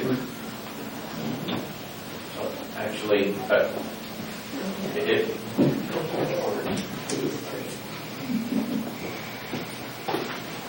Mayor, council members, I'm Robert Fernandez. I'm the owner of the Fault Line Restaurant property. Okay. And it is actually 2 parcels, so it is a total of 3. Our property is divided into 2 separate parcels. So that's why it says that it's 3 parcels. Well,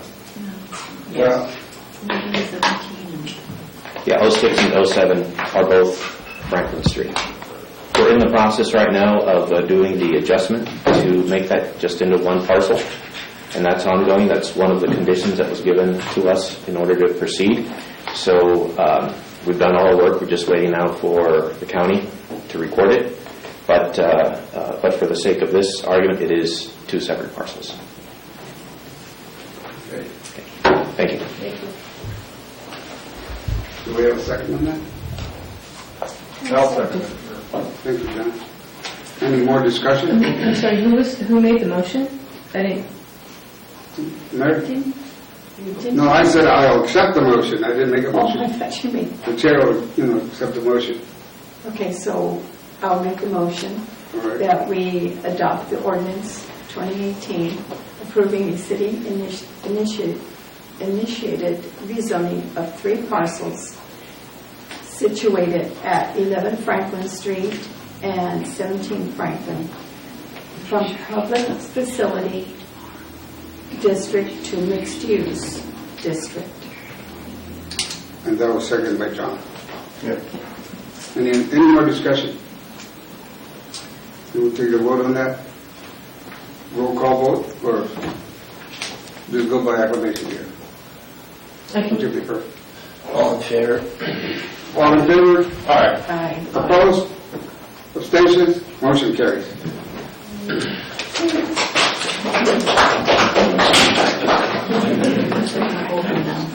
Now 6G. Consider an ordinance adopting Chapter 532 Cannabis Business Activity Tax Ordinance of the City of San Juan Bautista, to Title 5 Public Health, Safety, and Welfare of the San Juan Bautista Municipal Code, and approval of an exemption under the California Environmental Quality Act. CEQA. City Attorney. Thank you, Mr. Mayor. So This seems like a very complicated issue for a new council to be brought into. And so I'm going to try to make this as simple as possible about this part of it that you're actually approving tonight. So the City Council has already approved an ordinance to have marijuana-related facilities in the city of San Juan. And the ordinance specifically says, when the City Council looked at it, they said, well, we want to allow these here, but we want to also tax them so that we make our money. There's quite a drain on staff to have to do the inspections and accept the applications, police, it'd be nice to bring more police force into to enforce on these businesses. So the City Council said, well, if we're going to do it, we want a tax. And the only way that you can get a new tax in the state of California as a result of Prop 218 is to take it to the voters. Okay, so it was a general tax, so we needed 50% of the voters to approve it. And I believe we got 65%, I think. So the voters approved the tax. And so this is really just a house cleaning issue now. The City Council needs to actually adopt the ordinance that the voters approved. And I will say that the City Council previously looked over this draft, and they approved the draft to go to the voters. So this is really just more of an administrative thing. It's going to take 2 readings to put this on the book. But since the voters have passed it, we should go ahead and put it on the books. And what happens next is that this will take 2 readings, but the City Council also needs to approve the administrative regulations in order for the that the city can start actually issuing permits on this. And the regulations were looked at and approved, drafted by the ad hoc committee, which consisted of Councilmember DeVries and Councilmember Monterano. And I might recommend that you appoint another person to the ad hoc committee to look at the regulations, because they have not been approved. And I think staff is going to have an important component in this, because staff may need to hire somebody to go through the process. The regulations are quite lengthy. So I know that this is on the agenda for Michelle to talk about a little later. But I just wanted to let you know what next steps would be. So once we get those regulations done and into place, then the city will actually have to take action to withdraw the ban that is currently in existence in the city code on the facilities. So it won't be anything none of this will really come forward really in the next probably 5 to 6 months. So just to maybe summarize, it's going to take further council action to bring the actual permit process into place. So this is just what we're asking for you tonight, is just kind of more of a bringing the process along for a part of this code that has already been approved. So this is not the first reading? This is the first reading. Okay. It'll take 2 readings now to approve it. The voters have said, yes, we're okay with the tax. Okay. So January we can get it finally passed. So this will get the second reading in January, but the administrative regulations still have to be passed in order for the whole thing to be up and running. Okay. And then once those administrative regulations go in, they'll just take 1 reading, but then they'll take 2 readings to change the ordinance right now, which is a ban in the city. So it'll take probably 5 or 6 months to actually. Can we do that concurrently with the administrative regulations? Same time? So you're gonna probably want to have the first reading of the withdrawal of the ban at the time that you approve the administrative regulations, and then it'll take 1 more reading and 30 days to be active. And I know Michelle will need to talk to this, because I think staff will need to be hired, or there'll be something that will need to come into place in order to bring this all to fruition. So this is just introducing this. There's no action to be taken on this? Yes, this is the first reading, so this is the first reading of the ordinance, and we're going to approve the ordinance first reading of the tax component of the medical marijuana ordinance. This is just the tax component, not the rules and regulations? No, the rules and regulations will have to come back to you, so that's the last step to put into place. Okay, so we approve the first reading. Is that what? Yes. Okay. The Chair will entertain a motion to approve the first reading. Public comment. I'm sorry. Public comment. Public comment, sorry. Darlene Boyd. Thank you. All right, thank you very much, Darlene Boyd, 22 North Street. And I'm not sure if this goes with this part of it, but I would like to advocate that when you have your rules and regulations or whatever part of it is, that there is a special percentage tax for children and families and programs and activities that are strictly related to children and families, that there is a certain percentage of this tax that is qualified just for that to mitigate any kind of problems that may arise from the use of cannabis in our city. And this is something that I know that they're trying to do on the county level, and I think that the city of San Juan Bautista also should be doing this too, so that we have actual dollars that say, okay, we're going to have programs for these reasons, okay? And I would like to advocate for a percentage tax of anywhere from a couple of percent up to 10% of whatever you guys are collecting in taxes on this business, okay? Thank you very much. Any other public comment? So if I can, Mr. Mayor, this tax, once collected, will go into the general fund, so it will be up to the city to determine how to use the tax. Thank you. Any other comments? Okay. So now, we'll entertain a motion to accept the first reading of this ordinance of the cannabis business activity tax. Motion? I make a motion to accept the first reading. Second? I'll second. Okay, good. Motion and a second. Any discussion, further discussion? All in favor? Aye. Motion carries.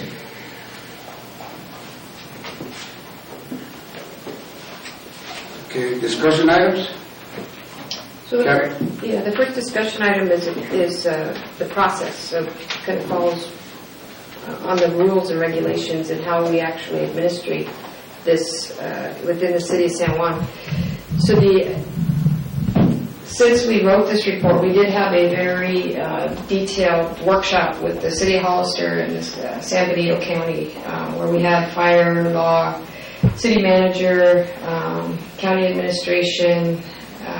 It was a pretty thorough workshop. Lessons learned.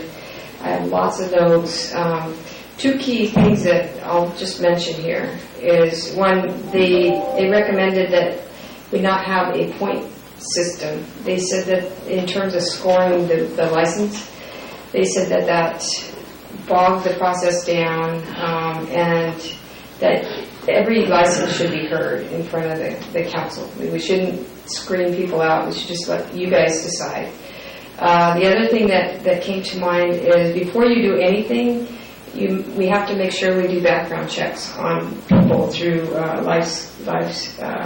Mm-hmm. And the sheriff's department does that. They have an ID number for our specific area.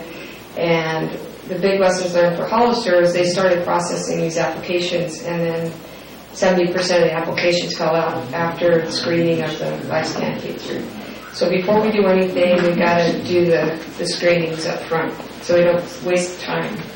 The third key thing that came out of the workshop, big lessons learned, was that there should be at least one person completely focused on this area, because there's so many moving parts. It touches all the different parts of the process, the building, the security, fire, land use, a lot of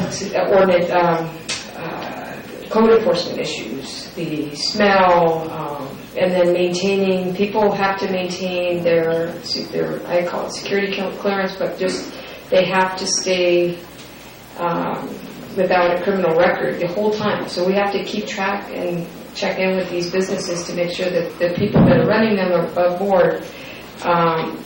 And setting up that process, we need a focal. Even if we outsource a lot of the administrative tasks to the county or to Hollister, we need to have somebody on staff here that they live and breathe Cannon, but until we get this thing grooved. Dang, that was bad. Now you start living and breathe. Oh, jeez. No, we don't want them to live and breathe Kansas. We need them to lose sleep at night. Focus. Lose sleep at night over setting up the canvas process within the city of San Juan Bautista. But that's a summary of the workshop.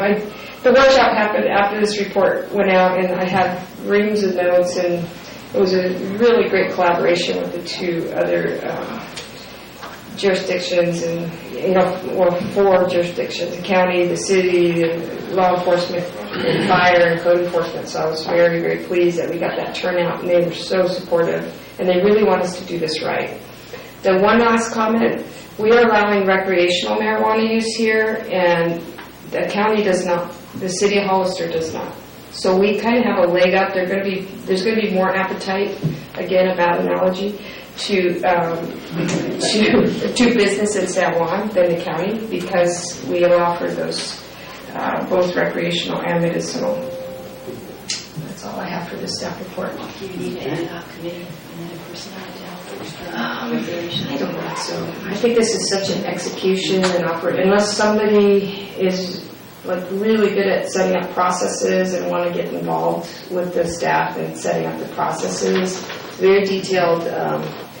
Anybody, I'm more than happy to get help from council members, even planning commission on this, or citizens that are experienced at this, especially licensing. That would be very helpful. But, not a bad idea to solicit people that might have experience in this. So we already have a draft. So the ad hoc committee already did a draft of the admin regulations. So you'd be starting from a draft again. Yeah, it's 90% there. The workshop folks thought that our draft was really good. They just picked out a few areas where they had lessons learned. Because we modeled our rules and regs after Hollister's. Okay, thank you. Any questions? Any questions? Okay. Rachel has a question. Rachel, yeah. Oh, Rachel.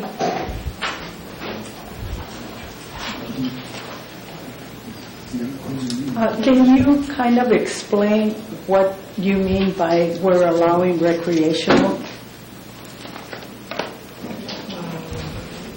That means that it's like beer or wine. If you want to go get pot and get high, you can go get it to have fun. So that means that there'll be places that will sell that specifically. Okay, thank you. In the industrial zone. Oh, okay. Industrial zone means over there on the other side of town, across from Mission RV Park. Okay. In that area. So that hasn't changed? No. Okay, thank you. Consider service contract for completion of the housing element. So we have a junior planning person here. This is on staff. And this particular planning, and there's certain situations that require very complex planning experience. There's a company that does a lot of planning. I know Councilman DeVries is familiar with this company called EMC. They visit us a couple times. They have offered to do something that they do with other other municipalities, where they give you a contract. If you pay $5,000 a month, you get unlimited planning help. Like they'll work on this housing element. They'll work on like the Casa Rosa situation. We actually called them about the Casa Rosa situation and the issues there. There are some surprisingly very complex historical issues here. We have the Indian preservation. 19,000 Indians are buried around this town. That's a very complex issue. We have, our zoning. The sphere of growth. I know that Councilman DeVries is very interested in maintaining, the growth perimeter. these are the types of people that know how to do general planning, that know how to implement more technical aspects of land use and planning. What I'm asking for is a discussion. It's not a request at this point. I'm planting seeds. I'm saying I have a very junior person. I have one person who's doing a lot of stuff. He doesn't have the experience in zoning, general planning, housing element, business development, and he's a good staff member. But I need some more experience in order to handle some of these things. Otherwise, I'm going to have to do these, and it takes a lot of energy for me to handle this and the utilities issues and all that. It's just impossible for one person to do all this well. So at some point, well, at this point, I just want to let you know I'm going to talk to these people. I might come back with an action on a contract and get your approval. And but that would be sometime in January or February, and this is just planting seeds around that. Okay. So my question is, what are we missing in the general plan? We paid quite a bit of money for a general plan not very long ago.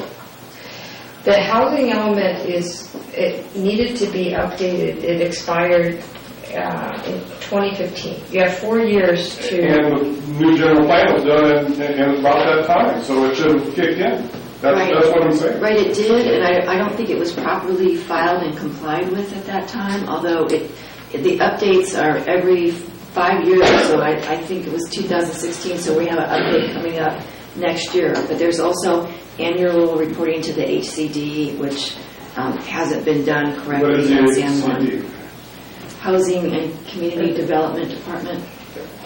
They've gotten really, really picky with the housing elements of the general plan. So you're telling me we're out of compliance? Well, you can look at it on the website. I mean, the website has the City of San Juan, and we haven't correctly filed our annual reports, and then they didn't like the way we even filed our general plan, so there's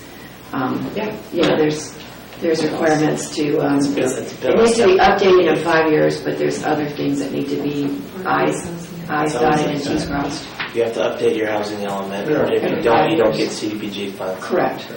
And there's other penalties now that the state is putting on based on the governor's new laws. So they'll give density bonuses, they'll give, you can go up, you can go out to the edge of the street, and the city can't really do anything about some of the density bonuses that developers are going to be asking for unless the city has an updated general plan. So it's a big penalty by the state to encourage cities to update their housing elements. Yeah. Well, it's a necessary thing if we're going for the CBDG grant. Yeah, it's a prerequisite for that. And I think the other 2 points that the city attorney made around protecting the city from having developers be able to come in with essentially carte blanche on how to use the land. Unless you have your housing element and it outlines the rules around land use in this area, then you're exposed. And the state doesn't care because they're like, well, you didn't file your paperwork, so they have the right to build right up against the sidewalk or go 4 stories or bring in any type of housing, high density housing. So anyway, this is just a seed planning, a discussion before the ask comes. Okay, 7C, contract with City of Hollister for fire protection services. So we talked about that already. That was missing. Well, our issue was our insurance said they wanted higher level of insurance, which we, even with our security company, we get a higher level of insurance than what Hollister's providing. So we're going to negotiate with them to get a better insurance coverage. So we already talked about that. Okay, gas station. Gas station update. Okay, so this is informational only. There's a lot of interest. I got a lot of requests on updating the gas station. So this is otherwise known as the ARCO.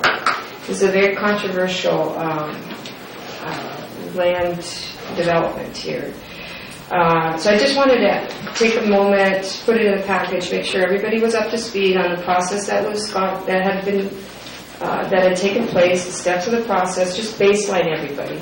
Because it's very draining for staff to just get bombarded with these questions when there's certain things that have already been done. And I just wanted to make sure the facts were on the table so that the public was aware.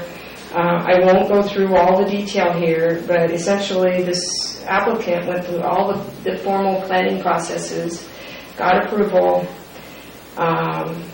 was sued by class action lawsuit, won the lawsuit, and now has about 5 or 10 more days before it's a done deal, and he can proceed, if he chooses to proceed, with a gas station on the corner there at the Alameda. So he's been in the office. We've talked about it. We want to refresh the package, and the first steps is he's got to come back with his civil engineering plans, and they got to go back through detailed design review with Planning Commission and get discussed, look and feel, all that stuff, and then he's got to come back with his civil engineering plans, with a slow down lane, with the entrances and exits to make it safe, and he has to collaborate with Caltrans on that. So this is where we are now. Like I said, I don't want to spend a whole lot of time because this is a long meeting. All the details are there, that the process that went through, that we have gone through in the last 6-7 years, and I'm going to just use this when people ask me a question about this project. I'm going to hand them the staff report so they get up to speed. Okay? Okay, thank you. Next item is the celebration of life for Jim West in January 2019. So I had the fortunate opportunity to get to know Jim's daughter, Tina, and we were discussing various ways to celebrate Jim's life here in San Juan. And through our getting to know each other, Jim had a huge collection of books, mostly political, a lot of history, a really neat collection of books. So actually my mom had the idea because Tina knew that my mom was a big reader. She's part of the library auxiliary. My mom, Tina asked my mom to go over and see if she wanted any of Jim's books. So my mom said, well, Tina, why don't you dedicate or donate the books to the library, and maybe the library would want to have a shelf dedicated to Jim's library. So it would be Mayor West's Memorial collection in the library. So one of the things I wanted to bring to you is if you were in support of that concept, we are sorting through the books right now. We can take a picture. It might be better for the library auxiliary, the governing body of the library, to determine this. And they're sorting through which books they feel would be a good collection. The librarians are putting a proposal together right now. So if this is agreeable to the decision makers and everybody is on board with that, we thought, well, let's do the dedication and the celebration of life on the same day. Tina and I agreed that January 17th, which is a Saturday, 19th. I'm sorry, 19th. January 19th. In the afternoon would be a good time to do the celebration of life and do the shelf dedication, the collection dedication. I also talked to the the developers on Rancho Vista, because I know Tony had talked about the park dedication, and they are going to work really hard to have one of the parks ready for a park dedication if we decide that that's the way we want to go as well. So they're on board with it. And Tina just asked that if we did stuff like this, that we coordinated it and tried to get it, because she's working mother and that type of thing. If we could do it all on one day or one weekend, it would be really helpful for her. Mm-hmm. So I guess the discussion point is, you guys okay with the 19th of January as a celebration of Life Day? Are you okay with the Rancho Vista Park dedication for Jim? And then we can work out a little bit more of the details, whether it be a sign or a granite rock that says, this is Jim West Memorial Park, Mayor Jim West Memorial Park in Rancho Vista.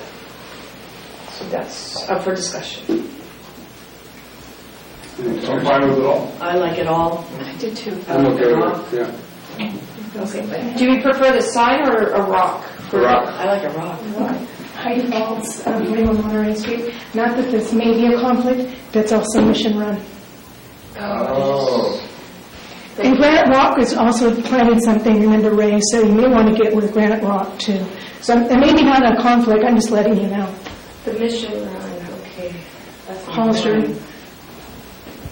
Rotary. Rotary. What time does that end? Do you know? It is that day. I know, but does it end by 2? Early, yeah. It's pretty early. It starts at 6 or 7, so the afternoon should be fine. And everybody, there will be lots of people here. Community member. Tony? Yes, the 19th of January is going to be,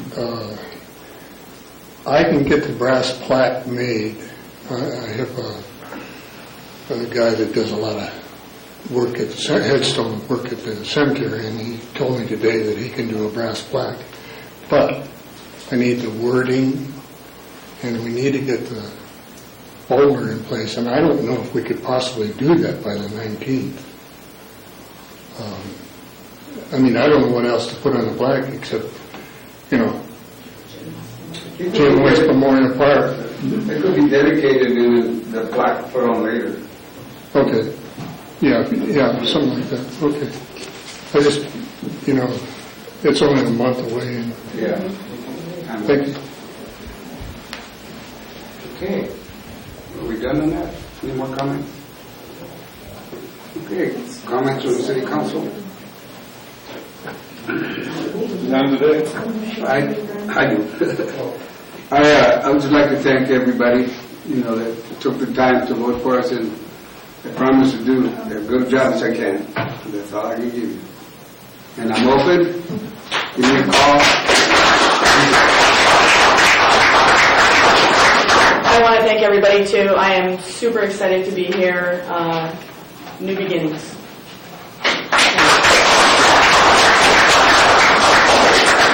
I'm excited too, and I'm looking forward to this.